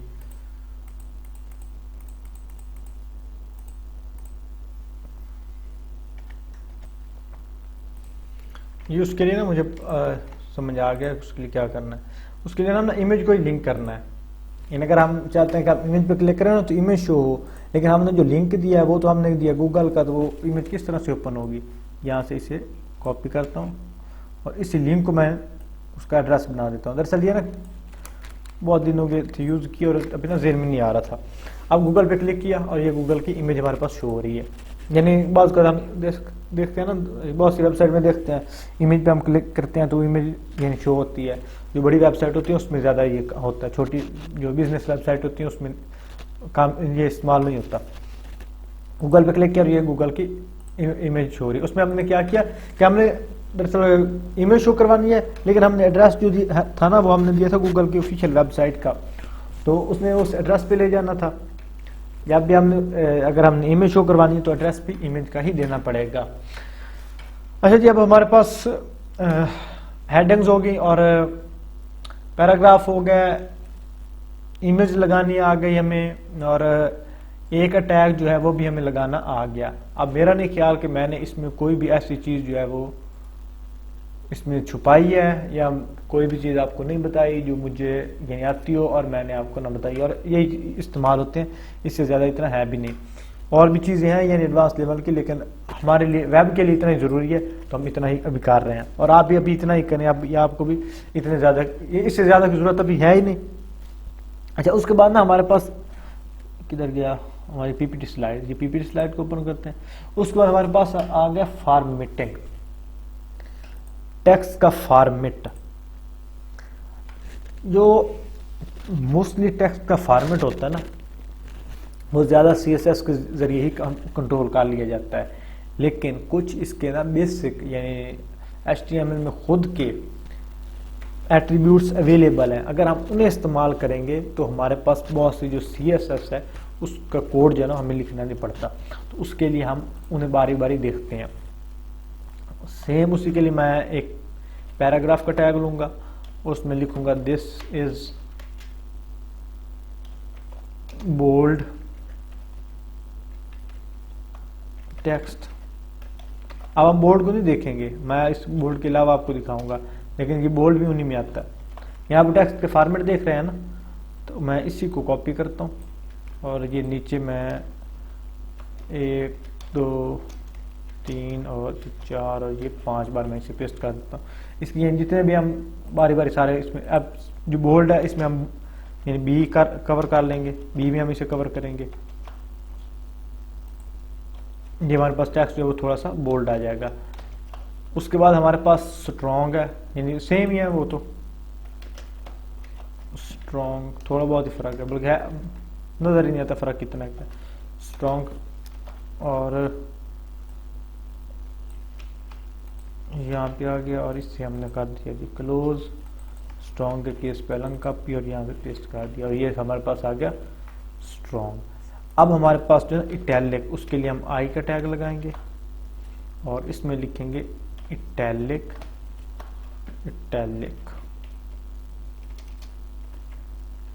टेक्स्ट और आई से हम इसे करते हैं क्लोज। अभी नीचे वाले को खत्म करते हैं, बारी बारी हम सबको देख लेंगे। ये देखें जी, अब जो टेक्स्ट है वो हमारा इटैलिक हो गया। अब मैं चाहता हूँ कि जो इटैलिक वाला वो बोल्ड हो, तो उसके लिए मैं क्या करूँगा, ये आई का टैग है ना, ये इटैलिक टेक्स्ट है, पहले इसे मैंने इटैलिक किया, अब इसको मैं कर रहा हूँ स्ट्रॉन्ग। पहले आई का टैग में लगाया तो उसके अंदर जितना भी था वो इटैलिक में शो होगा। अब जब स्ट्रॉन्ग का टैग लगाएंगे तो हमारे पास सारा जो टेक्स्ट है वो स्ट्रॉन्ग हो जाएगा, मतलब बोल्ड हो जाएगा थोड़ा सा। और ये चीज़ इटैलिक भी है और हमारे पास बोल्ड भी है। उसके बाद हमने देखा था हाईलाइट का भी देख लिया था और एम्फसाइज्ड भी देख लिया था। उसके बाद हमारे पास आता है कोड का टैग। यहाँ से हमने इससे किया कॉपी, पूरी ऊपर वाले करते हैं, इससे हमने किया कॉपी और यहाँ पे नीचे कर दिया पेस्ट। यहाँ पे मैं कोड लिखता हूँ, हमारे पास ना कोड आ गया और यहाँ पे भी कोड कंप्यूटर। हमारे पास एक और टेक्स्ट का फॉर्मेट है, उसे कहते हैं कोड। ये देखिए अब हमारे पास जिस तरह से कंप्यूटर का टेक्स्ट शो हो रहा था ना, थोड़ा सा यानी एक प्यारे से यानी आउटलुक देता है, ये हमारे पास शो हो रहा है। मैं आपको जूम करके दिखाता हूँ क्या फ़र्क आ रहा है। ये देखिए इसमें और किसमें थोड़ा यानी फ़र्क है। उसके बाद मैं इसमें थोड़ा जूम करके रखता हूँ और इसी को मैं कॉपी करता हूँ और इसे नीचे कर दिया पेस्ट। अब मैं कहता हूँ कि इस यहाँ पे ना स्मॉल, एक स्मॉल का टैग आ गया, स्मॉल, और यहाँ पे भी मैं स्मॉल ही लिख दूंगा इसके अंदर और इसे किया। ये देखिए अब ये स्मॉल वैसे ना वर्क नहीं कर रहा, I think spelling mistake, SM small, ठीक है, वैसे स्पेलिंग भी ठीक है, स्मॉल, स्मॉल टैग। अच्छा ये भी थोड़ा सा फ़र्क आ रहा है, ये देखिए ना। अब इसमें ख़त्म करके देखते हैं, पता चलेगा फ़र्क आ रहा है, स्पेलिंग तो ठीक है। यहाँ पे से भी मैं करता हूँ ख़त्म। अब हमें थोड़ा सा ना फ़र्क का पता चल जाएगा। बिल्कुल फ़र्क आ रहा था, ये देखिए अब थोड़ा सा ना इसके जो नुकरे बांध रही हैं, और अगर हम ये वाला टैग लगा रहने दें तो हमारे पास वो नुकरे जो है वो नहीं बांध रही। अब थोड़ा सा हमें स्मॉल वाला शो हो रहा है, ये आ गया, ये हमारे पास स्मॉल जो है वो थोड़ा टेक्स्ट स्मॉल आ गया। उसके बाद हमारे पास एक है प्रॉपर्टी, उसका नाम है सब, यानी सब क्रिप्ट लिख कह लें उसे, तो इस प्रोनाउंसिएशन का भी थोड़ा मसला है। यहाँ पे आ गया और यहाँ पे सब लिख दिया सब, और यहाँ पे भी सब का सब आ गया, और यहाँ पे हम उसे लिखते हैं सब्सक्रिप्ट,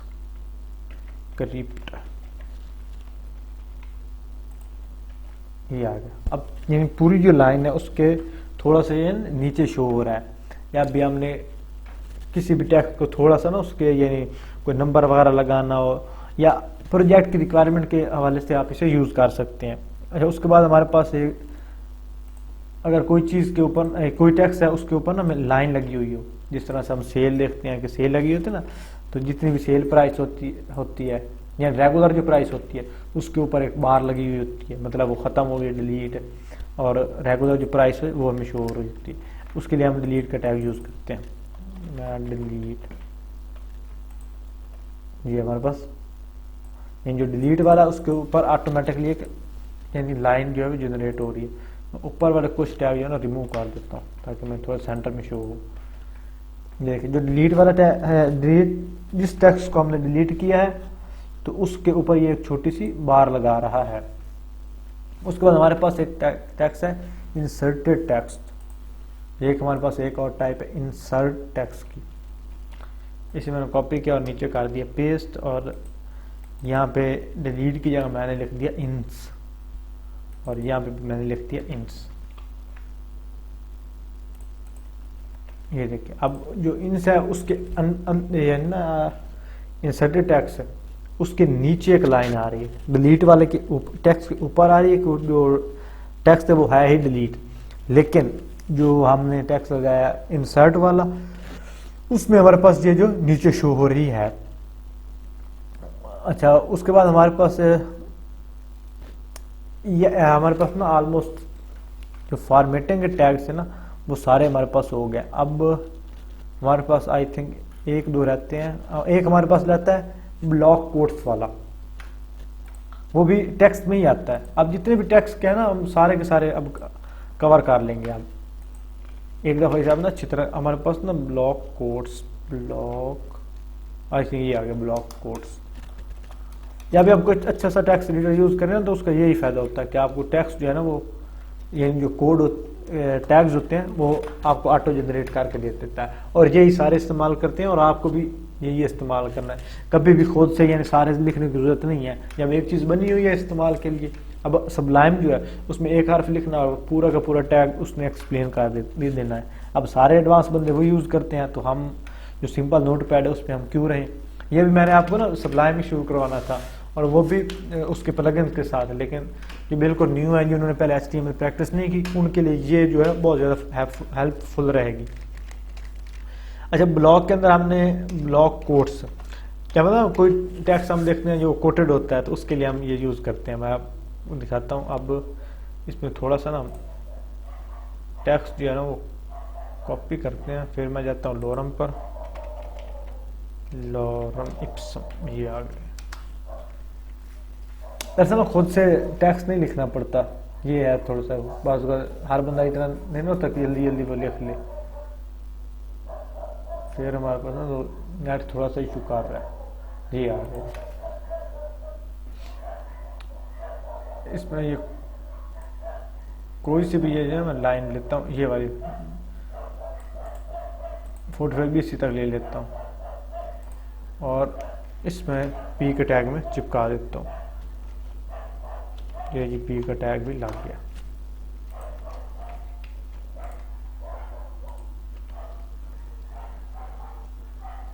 ब्लॉक कोड्स, जब पी का टैग जो ना ख़त्म कर देता हूँ ताकि ब्लॉक कोड्स का पता लगे किस तरह से शो हो रहा है। ये हमारे पास ब्लॉक कोड्स, ये हमारे पास ब्लॉक कोड्स आ गया। अच्छा, इसमें ना तब्दीली पैराग्राफ से ये थोड़ा सा ना मुख्तलिफ क्यों है। जब भी पी का टैग लगाते हैं ना वो थोड़ा यानी ऊपर टॉप पे शो होता है। जब अब ना हम ऐसा करते हैं किसी ना यानी थोड़ा सा ना दोनों को लिख लेते हैं ताकि हमें भी इसके ना थोड़ा सा डिफरेंस का पता चल जाए। इतना ज़्यादा डिफरेंस नहीं होगा, थोड़ा सा होगा।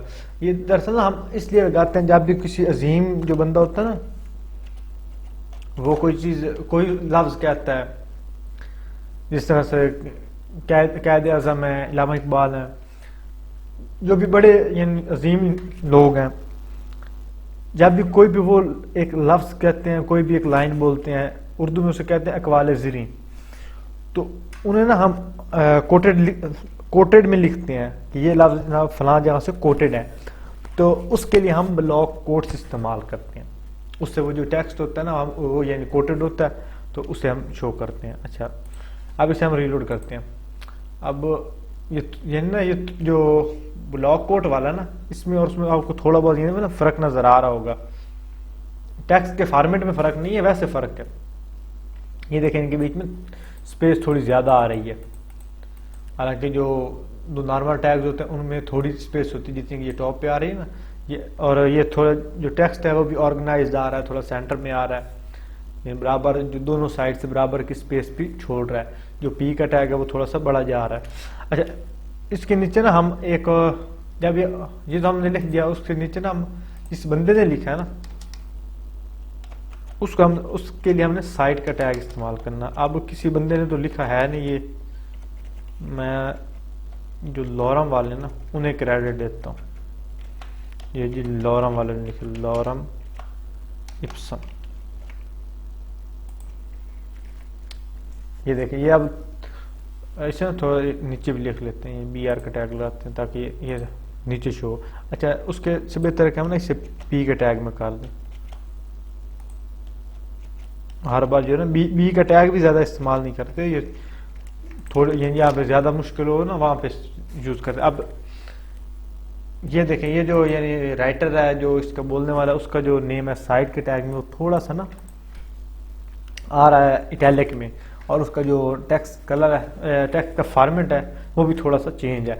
तो ये एक प्रॉपर जो है ना कोट्स जो है हम इसमें लगा सकते हैं। मेन मकसद था वो आपको यानी बताने का, बाकी आप जितनी भी चीज़ें हैं वो CSS की मदद से हम आसानी के साथ कंट्रोल कर सकते हैं। अब हमारे पास ना ये टेक्स्ट के फॉर्मेट हो गए। अब हमारे पास रह गया स्टाइल। ये CSS के मदद CSS में हम स्टाइलिंग किस तरह से कर सकते हैं। इसमें स्टाइलिंग जो है ना उसके लिए ना तीन तरीके हैं। एक उसमें होती है इनलाइन CSS, वो पहले सबसे पहले आपको इनलाइन CSS बताता हूँ कि क्या होती है। ये जो CSS है ये थोड़ा सा ना लंबा जाएगा, ये वाला टॉपिक H1 हम इसमें हेडिंग ही लगानी है। ये आ गया H1, हमने कर दिया सिर्फ क्लोज।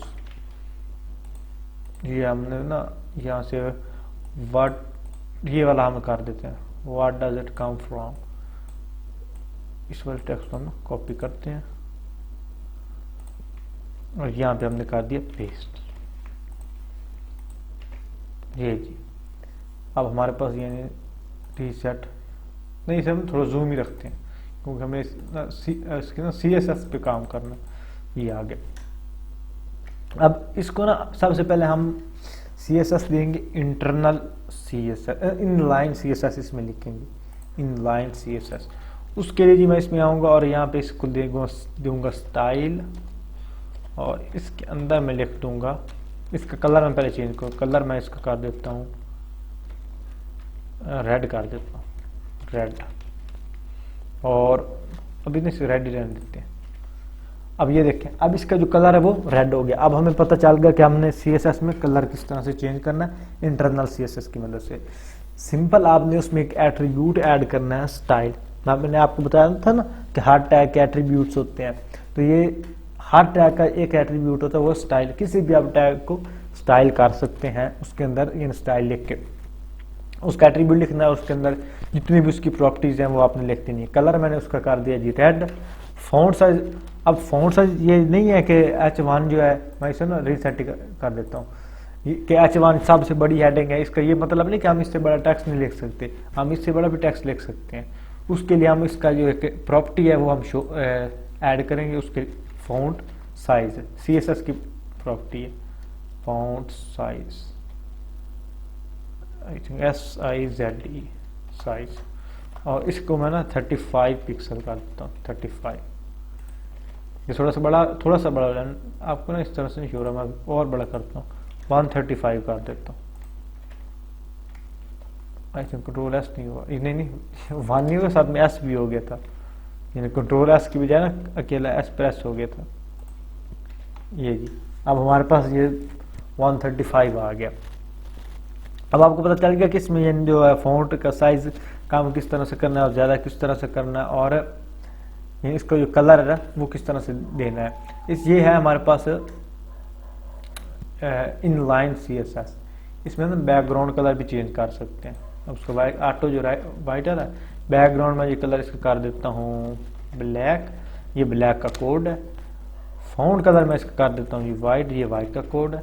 जब भी हम CSS में काम करते हैं, वेब डेवलपमेंट काम करते हैं ना, तो कलर के कोड हम यूज़ करते हैं, ना कि हम हर कलर को नीला पीला लिख देते हैं। उसके लिए हम कलर कोड जो है ना वो यूज़ करते हैं। ये आ गया where does it come from, ये हमारे पास बैकग्राउंड कलर भी चेंज हो गया।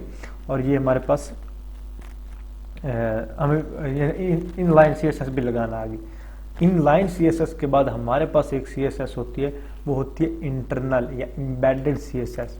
इंटरनल CSS भी बोलते हैं और एम्बेडेड CSS भी बोलते हैं।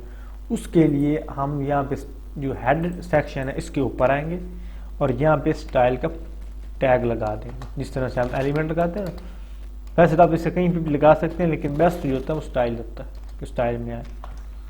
और इसमें हम ये H1 है इसको टारगेट करेंगे। यहाँ पे हम लिखेंगे H1 और ये जो है पैरेंथेसिस करली ब्रैकेट्स, सॉरी ये पैरेंथेसिस नहीं करली ब्रैकेट्स है, दरमियानी ब्रैकेट जैसे कहते हैं। ये इसके अंदर हमने जितने भी उसके वो थे ना एट्रीब्यूट्स वो हमने डिफाइन करने। अब इसको मैं ख़त्म कर रहा हूँ और कंट्रोल S किया और ये देखो ये हमारे पास ख़त्म हो गया। अब जो इंटरनल CSS है या एम्बेडेड CSS है उसमें ये जो टैग का नेम होगा ये H1 है, तो मैंने H1 को टारगेट किया कि H1 का जो टैग है उसके अंदर क्या क्या हो जाए। ये आपने सिंपली जो दरमियानी ब्रैकेट्स हैं, करली ब्रैकेट्स हैं, इन्हें आपने यूज़ करना है। बैकग्राउंड मैं ऐसे कर देता हूँ वही ब्लैक, हैश लगा के ये ब्लैक का कलर है 1 ये हमारे पास बैकग्राउंड कलर इसका ब्लैक हो गया। इसका ये फॉन्ट साइज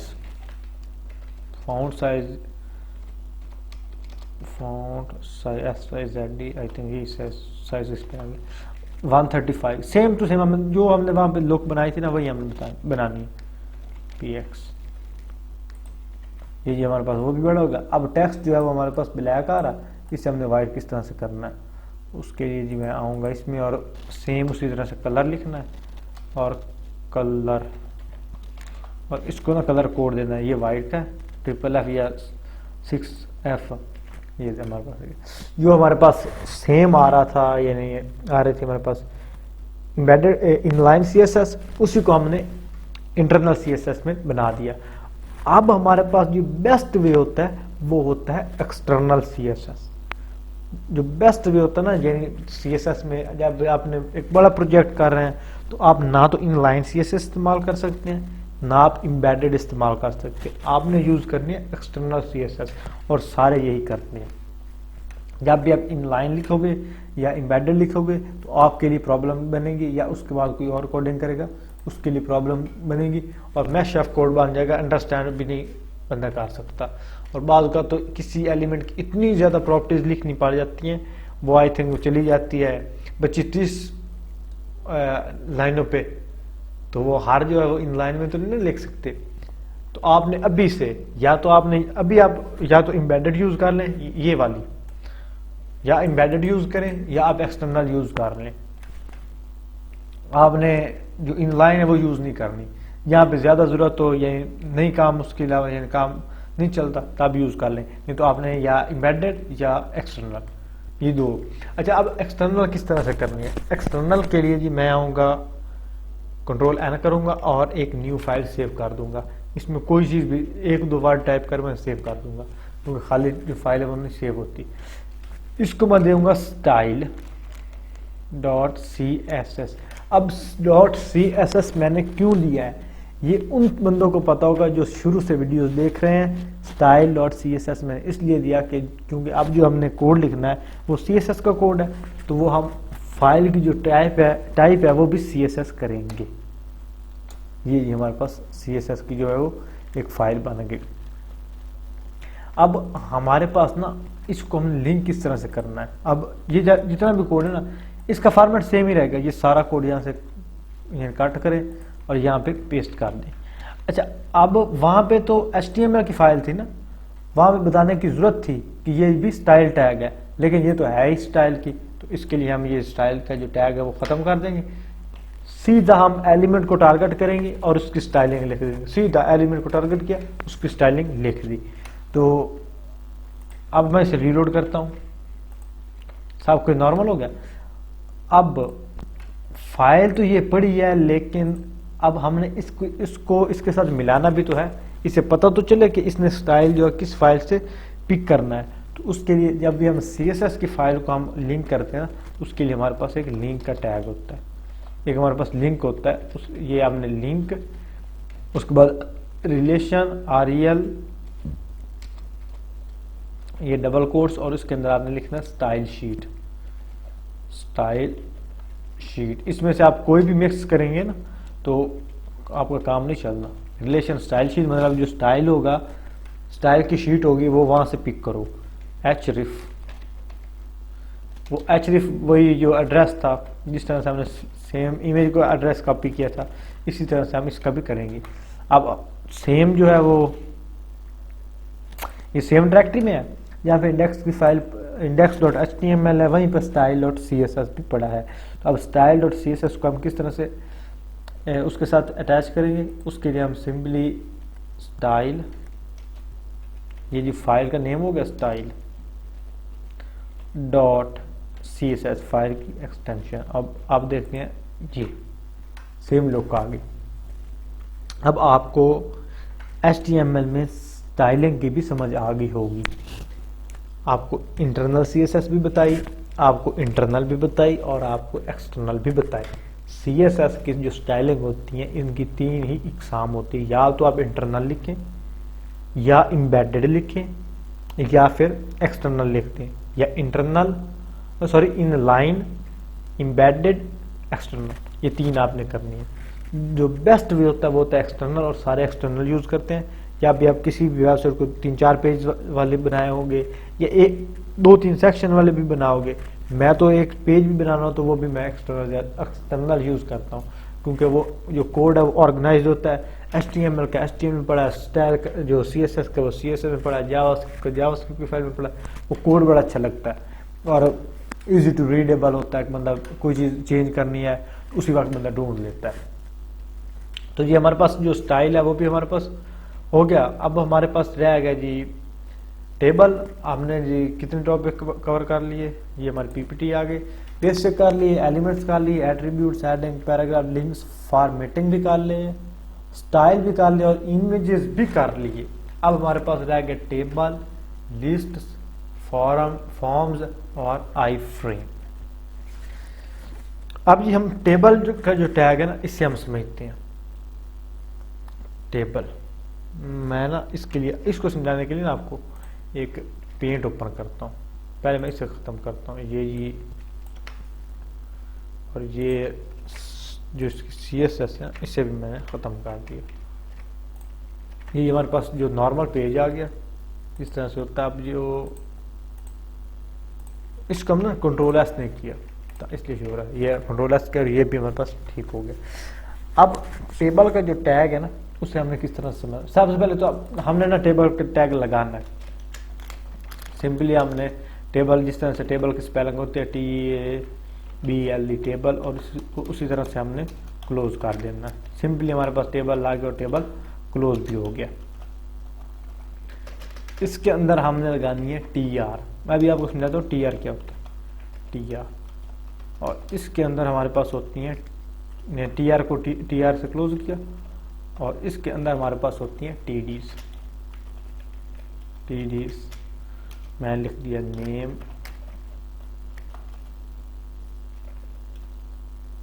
और इसी को मैंने किया जी कॉपी, और यहाँ पे लिख दिया ईमेल,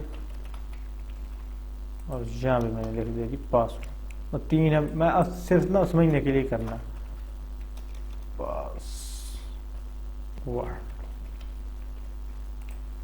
जी हमारे पास नेम आ गया, ईमेल आ गया, और हमारे पास पासवर्ड आ गया। अब मैंने पेंट ओपन करके आपको समझाता हूँ कि रॉ TR क्या होता है, TD क्या होता है। ये पेंट आ गया।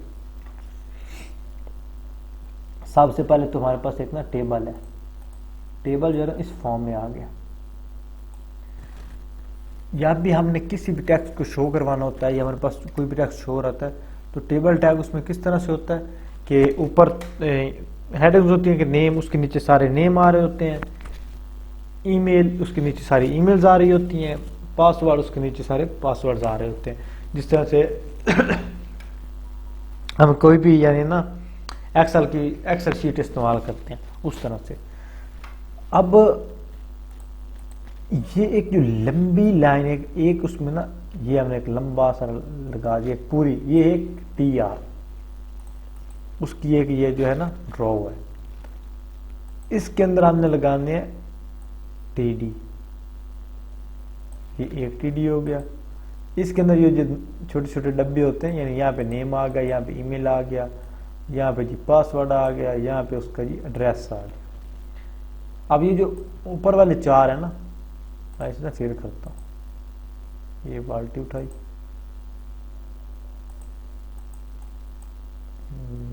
यहाँ पे ये वाली बाल्टी उठाई, ये जी हमारे पास जितने भी ये ब्लैक हैं वो हमारे पास आ गए, ब्लैक आ गया हमारे पास TD।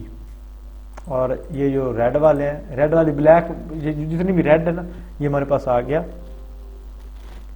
TR। इसके नीचे हमने एक और लगाया TR, ये हमारे पास एक और TR आ गई। अब जितने भी हम इसमें TD लगाएंगे, एक जो पहला TD लगाएंगे इसके नीचे आ जाएगा, दूसरा लगाएंगे इसके नीचे आएगा, तीसरा इसके नीचे, और चौथा इसके नीचे। इस तरह और एक TR लगाएंगे तो इसी तरह जो पहला होगा TD वो इसके नीचे, दूसरा इसके नीचे, तीसरा इसके नीचे, चौथा इसके नीचे। अब हमने इस चीज़ को सेम प्रोसेस को करना है। ठीक है, हमने किया, और ये TR को मैंने किया जी कॉपी, और यहाँ पे मैंने कर दिया पेस्ट। जो नेम है यहाँ पे मैं लिख देता हूँ अपना नेम बाबर, और ईमेल मैंने लिख दिया b@, मेरी ईमेल नहीं है ये, वैसे मैं लगा b@gmail.com। पासवर्ड मैंने लगा दिया 1 2 3। ये देखिए अब हमारे पास शो हो रहा है, लेकिन ईमेल का जो है ना वो थोड़ा सा यानी टेक्स्ट जो है वो ज़्यादा है, इसलिए थोड़ी सी स्पेस बन रही है। उसके लिए हमारे पास सोल्यूशन है CSS। अच्छा, अब ना एक और TR लगाते हैं। ये देखिए अब पहले बाबर है, फिर मैं कर देता हूँ आंसर, और यहाँ पे मैं लिख देता हूँ ANS। ये हो गया बाबर और आंसर, ये नेम आ गया एक लाइन में, ईमेल उनकी आ गई लहदा, ये जो TD है उसके नीचे आ गई, और जो पासवर्ड है वो भी उसी तरह से आ रहा है। अब इसमें हमें थोड़ी सी ना स्टाइलिंग ऐड करनी है। उसके लिए हम ये करेंगे, यहाँ पे टेबल टैग को कॉपी, एक्सटर्नल CSS में गए, यहाँ पे जो टेबल लिखा, और टेबल को हमने लिख टेबल, और टेबल के अंदर जो टी आर है उसको हम कह रहे हैं कि टी आर का जो बॉर्डर है ना, बॉर्डर ये जो हो जाए 1px सॉलिड हो जाए, और ये हम उसे कह देते हैं कि रेड हो जाए। हम रेड करते हैं थोड़ा सा, नहीं श्योर कितना गया, ये आ गया टेबल टी आर। अच्छा मैंने टी डी को टारगेट करते हैं, ये आ गया। अच्छा डायरेक्ट टी आर पे ना वो अप्लाई नहीं हो रहा, टी डी पे अप्लाई हो रहा है। जब हमने टी डी को किया और वो थोड़ा सा ना जो कोड ऑर्गेनाइज्ड हो गया, और अब हमारे पास ना एक प्रॉपर टेबल बन रहा है, नेम के नीचे नेम आ रहे हैं, ईमेल के नीचे ईमेल आ रहा है। अब जितने भी आप इसमें टेक्स्ट लंबा डालते जाएंगे ये हमारे पास बॉर्डर शो होगा, हमें पता चलेगा कि ईमेल जो है वो यहाँ पे क्लोज हो रही है, नेम यहाँ पे क्लोज हो रहे हैं, और जो पासवर्ड है वो इस वाले जो लाइन है, इस वाला जो एक कॉलम है उसमें शो हो रहे हैं। अब उम्मीद है कि आपको टेबल भी समझ आ गए होंगे। अब जो ये जो पहले वाले हैं ना, यानी नेम ईमेल और पासवर्ड, इनको टी डी नहीं लिखते, इनको लिखते हैं TH, टेबल हेडिंग्स। आप इसे TD लिख दें तब भी कोई मसला नहीं, लेकिन जो ऑर्गेनाइज जो अच्छा तरीका है ना वो है आप इसे TH लिखेंगे, टेबल की ये हेडिंग्स हैं। TR और इसे TD और TH ये सेम ही है, लेकिन जो TH होता है ना वो टेबल हेडिंग, उसमें दो अच्छी चीज़ें होती हैं। एक तो टेक्स्ट जो है वो थोड़ा सा बोल्ड होता है, और ऑटोमेटिकली ना वो सेंटर में आ जाता है, सेंटर में टेक्स्ट होता है, ये उसमें ना एक अच्छी खसीयत है, और आपने ये लाजमी यूज़ करना है। ये देखा अभी जो टेक्स्ट है वो थोड़ा सा जो बोल्ड भी हो गया और जो सेंटर में भी आ रहा है। अच्छा अब ये क्यों नहीं इसके ऊपर बॉर्डर आ रहा, क्योंकि हमने जो बॉर्डर लगाया वो तो हमने लगाया है TD को, अब हमने लगाना है TH को भी। इसके दो तरीके हैं, इसे कॉमा दे के TH यहाँ पे लिख दें तब भी ठीक है, अगर आप इसे नीचे लगाना चाहें तो कॉमा ना लिखें, इसी को कॉपी पेस्ट कर लें, नीचे लिख कर दें, और यहाँ पे जहाँ पे TD लिखा वहाँ पे TH भी लिख दें, तो ये जो TD है उसे भी स्टाइल करेगा, TH को भी करेगा। अब मैं कहता हूँ जो TH है उसके जो बॉर्डर है उसका जो कलर है ना वो ग्रीन हो जाए, तो यहाँ पे रेड लिखा है वहाँ पे मैं ग्रीन लिख दूंगा, नो प्रॉब्लम। ये जी हमारे पास ग्रीन आ गया। जो बॉर्डर है इनका आ रहा है 1, मैं कर रहा हूँ जी 10, और इसका भी इसका कर देता हूँ 5, काफ़ी बड़ा बॉर्डर हो जाएगा ये। अब हमारे पास जो है वो हमें टेबल भी लगाना आ गया, बाकी अब ना देखते हैं टॉपिक हमारे पास बचा केड़ा है जी। हमारे पास बेसिक एलिमेंट्स हो गया, एट्रीब्यूट्स हो गए, हेडिंग्स हो गए, paragraph link, formatting, style image, tables तक हो गए।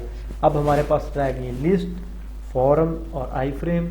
ये हम एक नई वीडियो में करेंगे, क्योंकि अब ये जो टॉपिक्स हैं ना, टेबल तो ठीक हो गया, लिस्ट, फॉर्म और आई फ्रेम, ये तीनों टॉपिक्स हैं ये काफ़ी बड़े हैं, बल्कि हम थोड़ा सा ना अभी इसे थोड़ा सा कर लेते हैं, बाकी जो उनके जो एडवांस टॉपिक्स होंगे ना वो हम बाद में करेंगे। अच्छा इसके लिए ना हम इसमें आते हैं, और यहाँ पे आ गया। अच्छा अब लिस्ट जो है ना, हमारे पास लिस्ट की ना दो टाइप होती हैं, एक होती है ऑर्डर लिस्ट और एक होती है अनऑर्डर लिस्ट। जो ऑर्डर लिस्ट होती है उसे हम लिखते हैं OL से, जो अनऑर्डर लिस्ट होती है उसे हम लिखते हैं UL से। सबसे पहले हम लिखेंगे UL वाली अनऑर्डर लिस्ट, और इसके अंदर हम जी लिख देते हैं UL। अच्छा इसमें हम जी LI लिख देते हैं, LI। इसमें हम मैं पहले लिख देता हूँ नेम, नेम आ गया, नेम कंट्रोल D किया, डुप्लीकेट कर गया, ईमेल कंट्रोल D, पासवर्ड।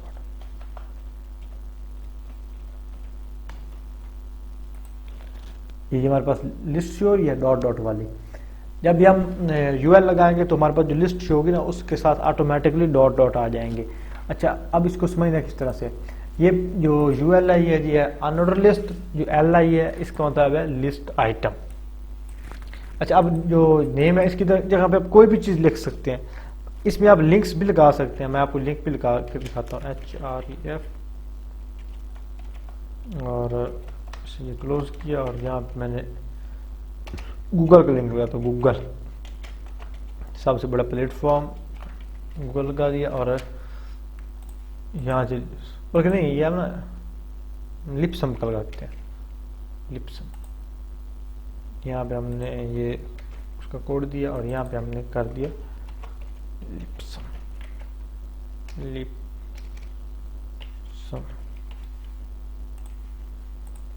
ये अब जो लिपसम है इस पर हम क्लिक करेंगे तो ये हमारे पास जो है लिपसम का लिंक है वो भी ओपन करेगा। मैंने इसे काट रहा हूँ क्योंकि थोड़ा नेट भी इशू कर रहा है और अभी हमें इसकी ज़रूरत भी नहीं है। लेकिन आपको पता चल गया कि जो ऑर्डर लिस्ट है उसमें हम जो लिंक है वो भी लगा सकते हैं। और जितने भी नैब बार होती हैं, जितनी भी आप नैब बार देखते हैं, चाहे वो वर्डप्रेस की है, चाहे HTML CSS में है, PHP की वेबसाइट में, वो सारी की सारी जो है वो LI से लगती है। जब आप कोई भी नैब बार बनाते हैं ना, कोई भी नेविगेशन शो हो रही होती है तो वो सारी की सारी LI से हम LI से लगाते हैं सब, और LI से ही लगती है और परफेक्ट लगती है। अच्छा, उसके बाद ये लगती है UL से, OL से नहीं लगाते, UL से लगाते हैं। अच्छा, अब OL और UL में क्या फ़र्क है, यहाँ से आ गया जी, और यहाँ पे मैं कर दिया OL। तो OL जो है ऑर्डर लिस्ट है, तो ये ऑटोमेटिकली 1 2 3 गिनती जो है उसमें शो करेगी। अब हमारे पास जो अनऑर्डर लिस्ट भी आ गया और ऑर्डर लिस्ट भी आ गया। अब हमारे पास जो लिस्ट की जो बेसिक टाइप्स है ना वो हमने सारी सीख ली, और हमें इतनी ही ज़रूरत है लिस्ट की जो टाइप्स है ना, वो अगर हम उसके सारे गिनने लग जाए ना OL की, उस पर यानी काफ़ी टाइम लग जाएगा। लेकिन हमें जितनी ज़रूरत है हमने वो कर लिया। इसमें आपको 2 3 मैं बता देता हूँ कि आपने ना टाइप, क्योंकि सारी कर लेते हैं, टाइम है हमारे पास। टाइप, अगर हम यहाँ पे इसकी टाइप रखते हैं स्मॉल a, तो जितने भी ये गिनती है वो सारी की सारी ABC में कन्वर्ट हो जाएगी। किधर गया ये, अगर मैं इसको ना कर देता हूँ कैपिटल A, तो सारी की सारी कैपिटल में होगी। अच्छा, अब हमारे पास ना एक और, जब हम देखते हैं स्कूल की किताबों में देखते हैं ना, तो जो लिस्ट लगी होती है उसमें हम आई वाली गिनती जो होती है, रोमन, उर्दू में से रोमन कहते हैं, तो हमारे पास रोमन आ गई। अब रोमन एक तो स्मॉल लेटर वाली होती है, अब हमारे पास एक और भी रोमन होती है, उसमें होते हैं डबल कैपिटल होते हैं, तो उसके लिए हम यहाँ पे कैपिटल I लगा देंगे। बस ख़त्म हो गया हमारे पास यानी जो लिस्ट की टाइप है वो भी हमें पता चल गई, लिस्ट का भी पता चल गया किस तरह से लगाना है। अब हमारे पास रह कौन सा गया टॉपिक, ये PPT में है। उसके बाद हमारे पास रह गया फॉर्म में अभी हम सिर्फ 3 इनपुट्स देखेंगे जितनी ज़रूरी हैं, लेकिन फॉर्म पे मैं एक बेहतरीन जो कोर्स बनाऊंगा। जितनी ये HTML का कोर्स की यानी लेंथ बनी है ना, मुझे लगता है कि उस कोर्स की जो लेंथ है उससे भी ज़्यादा बनेगी। लेकिन वो फॉर्म का जो ट्यूटोरियल होगा ना, मैं कहता हूँ कि वो किलर ट्यूटोरियल होगा, आपको कहीं पे नहीं मिलेगा। उसमें आपको ऐसी ऐसी चीज़ें बताऊंगा जो आपने कभी भी जो है ना नहीं देखी होंगी। आप यानी फॉर्म के जरिए आपको बड़ा कुछ क्रिएट करना आ जाएगा, आपको किसी और चीज़ की जरूरत नहीं पड़ेगी क्रिएशन के लिए। फॉर्म में जो इनपुट्स, डेट, सिलेक्शन, सब कुछ मैं आपको बताऊंगा किस तरह से करनी है। अच्छा, उसके बाद हमने ना अब फॉर्म को देखते हैं, फॉर्म किस तरह से लगता है। इसको हम करते हैं रिमूव, भाई इसका काम ख़त्म हो गया। और यहाँ पे मैं लिख देता हूँ फॉर्म फॉर्म। अच्छा, इसमें ना 1 2 होते हैं एट्रीब्यूट्स, ज़्यादा तो अभी हमें उसकी ज़रूरत नहीं है, लेकिन एक मैं आपको बता देता हूँ, वो है एक्शन। ये हमने एक्शन अभी तो हमने खाली छोड़ना है ना। उसके बाद इसके जो वो PHP में इस्तेमाल होते हैं, अभी आपको यानी समझने की ज़रूरत नहीं है। फॉर्म, और इसमें हमने पहले लगा दी इनपुट,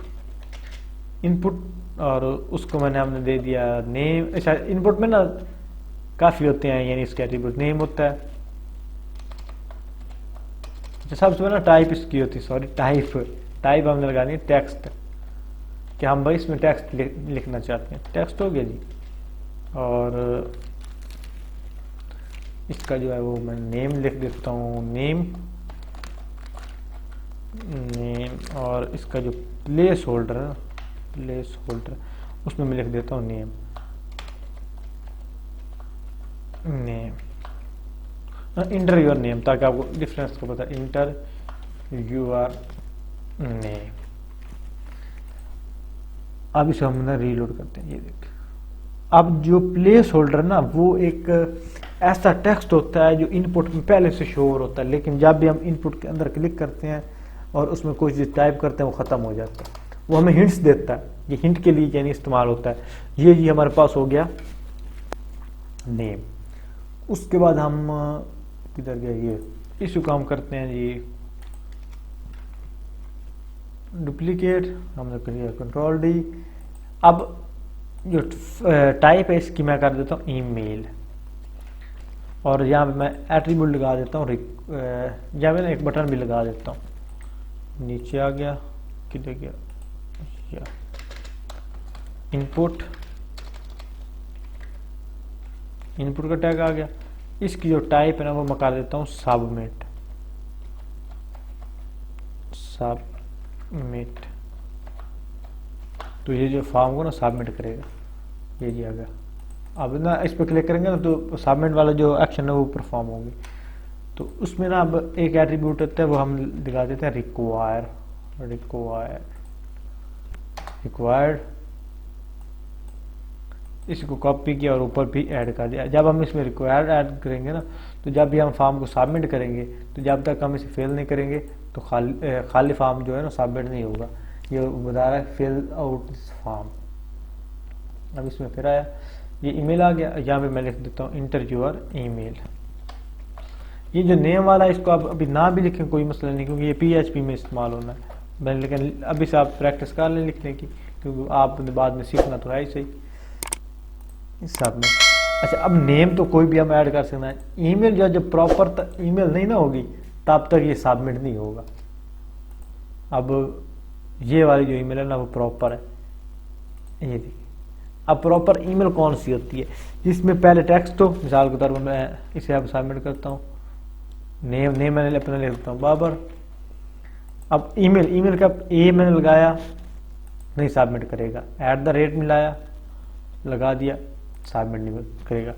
उसके बाद हम 2-3 टेक्स्ट लिखेंगे तब जाके ये सबमिट करेगा। और यही जो है वो ईमेल एड्रेस की रिक्वायरमेंट्स होती हैं। @ होता है और उसके या .co होता है या .com होता है या @gmail.com होता है। कोई भी जो है वो यानी आप लगा सकते हैं। तो ये जी हमने फॉर्म भी लगाना सीख लिया। अब हम एक और इनपुट इसकी देखते हैं, वो इसे कंट्रोल D करते हैं और इसे ना नई लाइन में कर लेते हैं। ये BR किया जी, न्यू लाइन में आ गया। इससे भी मैंने BR लगा दिया, वो भी न्यू लाइन में आ गया, और इसको भी मैंने BR लगा दिया। तो जो बटन है वो भी न्यू लाइन में आ गया। ये हमारे पास थोड़ी सी ऑर्गेनाइज होगी। इसमें अब थोड़ी सी हम ना स्पेस डालते हैं। उसके लिए अभी मैं ना सिर्फ BR इंक्रीज करूँगा। जब बाकी जब CSS के साथ में कोर्स ऐड करेंगे ना तो इसमें सारा कुछ सेट हो जाएगा। ये होगा जी। अब इसको मैंने सबमिट किया। अच्छा, जो अब ना ईमेल है इस पर की मैं लिख देता हूँ इंटर योर पासवर्ड। आपको मैंने 2 दिखाने थे, अब ये 3 अब आज हम ना ये 3 करेंगे।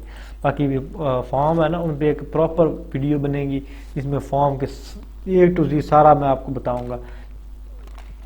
पासवर्ड, ये जो हमारे पास पासवर्ड हो गया। यहाँ से इसका नेम जो है वो मैंने चेंज कर दिया, ईमेल जहाँ मैंने पासवर्ड कर दिया। अब इसमें पासवर्ड में क्या तब्दीली हुई, जब पासवर्ड हम लिखेंगे तो जो भी हम चीज़ टाइप करेंगे ना वो डॉट में शो हो जाएगी। जिस तरह से हम किसी भी वेबसाइट में पासवर्ड एंटर करते हैं तो वो डॉट में शो हो जाता है। अब जो है ना फॉर्म का जो प्रॉपर है ना यानी इनपुट्स हैं, उनकी टाइप्स है वो काफ़ी ज़्यादा है। वो हम ना एक अलग सेपरेट वीडियो बनाएंगे, उसमें हम ऐड करेंगे। अभी जो HTML अभी जितना कुछ मैं आपको बता रहा हूँ ना वो आपके लिए इनफ है। यानी अभी आप जो बिल्कुल न्यू है या जिनका थोड़ा बहुत पहले एक्सपीरियंस भी है ना वो उनके लिए इनफ है। इसी को आप प्रैक्टिस करें, वो आपको वीडियो भी जल्द मिल जाएगी। जो बंदे लेट देख रहे हैं तो वो उनको डिस्क्रिप्शन में मिल जाएगी, और जो बिल्कुल न्यू है उनके लिए अभी थोड़ी सी है ना मुश्किल होगी, यानी उन्हें वेट करना पड़ेगा। जो बिल्कुल यानी काफ़ी दिन बाद देख रहे हैं या अभी अभी देख रहे हैं पुरानी वीडियो हो चुकी है, तो तब वो डिस्क्रिप्शन में लिंक मिल जाएगा। अच्छा जी, किधर गया, ये आ गया। अब हमारे पास ना कोर्स कंटेंट जो है उस पर देखते हैं। अब हमारे पास आखिरी रह गया जी आई फ्रेम। आई फ्रेम का क्या मतलब? आई फ्रेम का मतलब है कि कोई भी ऐसी वेबसाइट जो है वो हम अपनी वेबसाइट के अपने वेब पेज के अंदर शो करवाना चाहते हैं ना, उसके लिए हम आई फ्रेम का टैग इस्तेमाल करते हैं।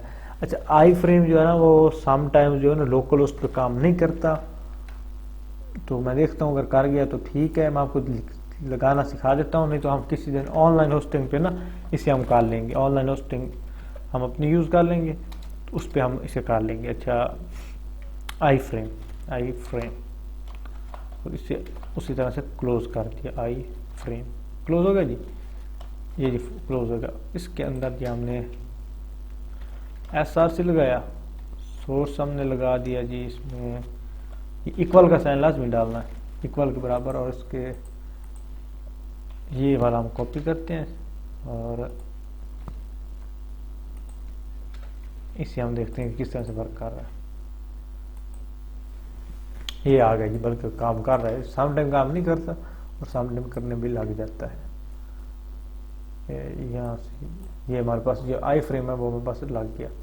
जब इसको ना हम थोड़ा सा बड़ा कर लेते हैं आई फ्रेम, और यहाँ पे हम स्टाइल में आ जाए, यहाँ पे आई फ्रेम, और उसको हम देते हैं जी हाइट, हम दे देते हैं हाइट, हम उसको हाइट हम उसे दे देते हैं 500 पिक्सल, विड्थ हम उसे दे देते हैं 600 पिक्सल, ताकि हमारे पास मुस्ततील शो हो, रेक्टेंगुलर शो हो जाए। ये देखें, जब हमारे पास ना ये एक यानी आई फ्रेम जो है वो लग गया। आई फ्रेम का मतलब ये होता है कि आप किसी भी अपनी वेबसाइट में किसी दूसरी वेबसाइट को शो करवाना चाह रहे हैं ना, तो इसके लिए आप आई फ्रेम यूज़ करेंगे। मैं ना इसमें ये खाड़ी वाली है ना जो वेबसाइट मैंने बनाई थी, अब इसको मैंने यहाँ से करता हूँ। ई कॉमर्स वेबसाइट है, यहाँ पे आ गया, और यहाँ पे मैंने इसे दूसरा लिंक मैंने पेस्ट कर दिया। अब देखते हैं किस तरह शो हो रहा है। ये हमारा पेज अब थोड़ा सा रीलोड होगा और शो हो जाएगा। थोड़ा नेट इशू कर रहा है ना, इसलिए ये प्रॉपर हमारे पास वेबसाइट शो हो रही है। जिस तरह से यानी डिज़ाइनिंग मेरी थी, जिस तरह से मैंने की थी, वो सारी की सारी शो हो रही है। जिस तरह से वहाँ भी पूरा वेब पेज आपको शो हो रहा था, ये आइकन, व्हाट्सएप इंटीग्रेशन, ये चैट बॉक्स, ये सारा का सारा आपको ये शो हो रहा था। अब इस आई फ्रेम में भी शो हो गया। आप जब अपना पोर्टफोलियो बनाते हैं ना, पोर्टफोलियो वेबसाइट के लिए आई फ्रेम जो है ना बड़ा बेस्ट रहता है, या फिर जो क्लाइंट की रिक्वायरमेंट होती है उनके मुताबिक भी आप यूज़ कर सकते हैं, या इसमें आप वीडियो वगैरह लगाना चाहें, जो भी आप यूज़ करना चाहें, आप इसमें एक अच्छा एक्सपीरियंस जो है बना सकते हैं। तो दोस्तों आज हमने ना HTML में क्या क्या सीखा। कोर्स कंटेंट जो हमने था वो ऑलमोस्ट कंप्लीट कर लिया है। हमने बेसिक HTML देखी, HTML को स्टार्ट किस तरह से करते हैं, एट्रीब्यूट्स देखे, एलिमेंट्स और एट्रीब्यूट्स में फ़र्क देखा, हेडिंग देखी, पैराग्राफ देखा, links, formatting, style, image, table, list, form और आई फ्रेम। और दोस्तों ट्रस्ट में इतना ही होता है, जो HTML के लिए जो मोस्टली यूज़ करते हैं ना वो इतना ही होता है। इससे ज़्यादा बहुत कम यूज़ करते हैं, इससे ज़्यादा भी यूज़ होता है, यानी इसमें जावास्क्रिप्ट वगैरह एडिशन वो सारा यूज़ होता है। लेकिन HTML जो है ना अभी तक के लिए आपको जितना मैंने सिखा दिया ये मोर देन इनफ है। अब इसके जो एडवांस टॉपिक्स होंगे उन पे भी हम वीडियोस बनाएंगे, वो भी हम सीखेंगे। लेकिन अब CSS को सीखना आपकी जिम्मेदारी है। HTML पे जितनी आपको बता दी उसे सीखें, इसकी प्रैक्टिस करें, और साथ में CSS का ट्यूटोरियल आ रहा है तो CSS को भी साथ में सीखें, और इन दोनों को मर्ज करके एक अच्छा जो यूज़र एक्सपीरियंस है वो क्रिएट करें। वो आप इंशाल्लाह बाकायदा तौर पे प्रोजेक्ट्स भी करेंगे, PHP टू HTML कन्वर्ट करेंगे, PHP कोई डिज़ाइन उठाएंगे उस HTML में कन्वर्ट करेंगे, ताकि हमारा जो डिज़ाइनिंग सेंस है वो भी थोड़ी सी तेज़ हो जाए। तो दोस्तों अभी के लिए इतना ही, थैंक यू फॉर वॉचिंग। तो मिलते हैं किसी और वीडियो में, तब तक के लिए अल्लाह हाफिज़।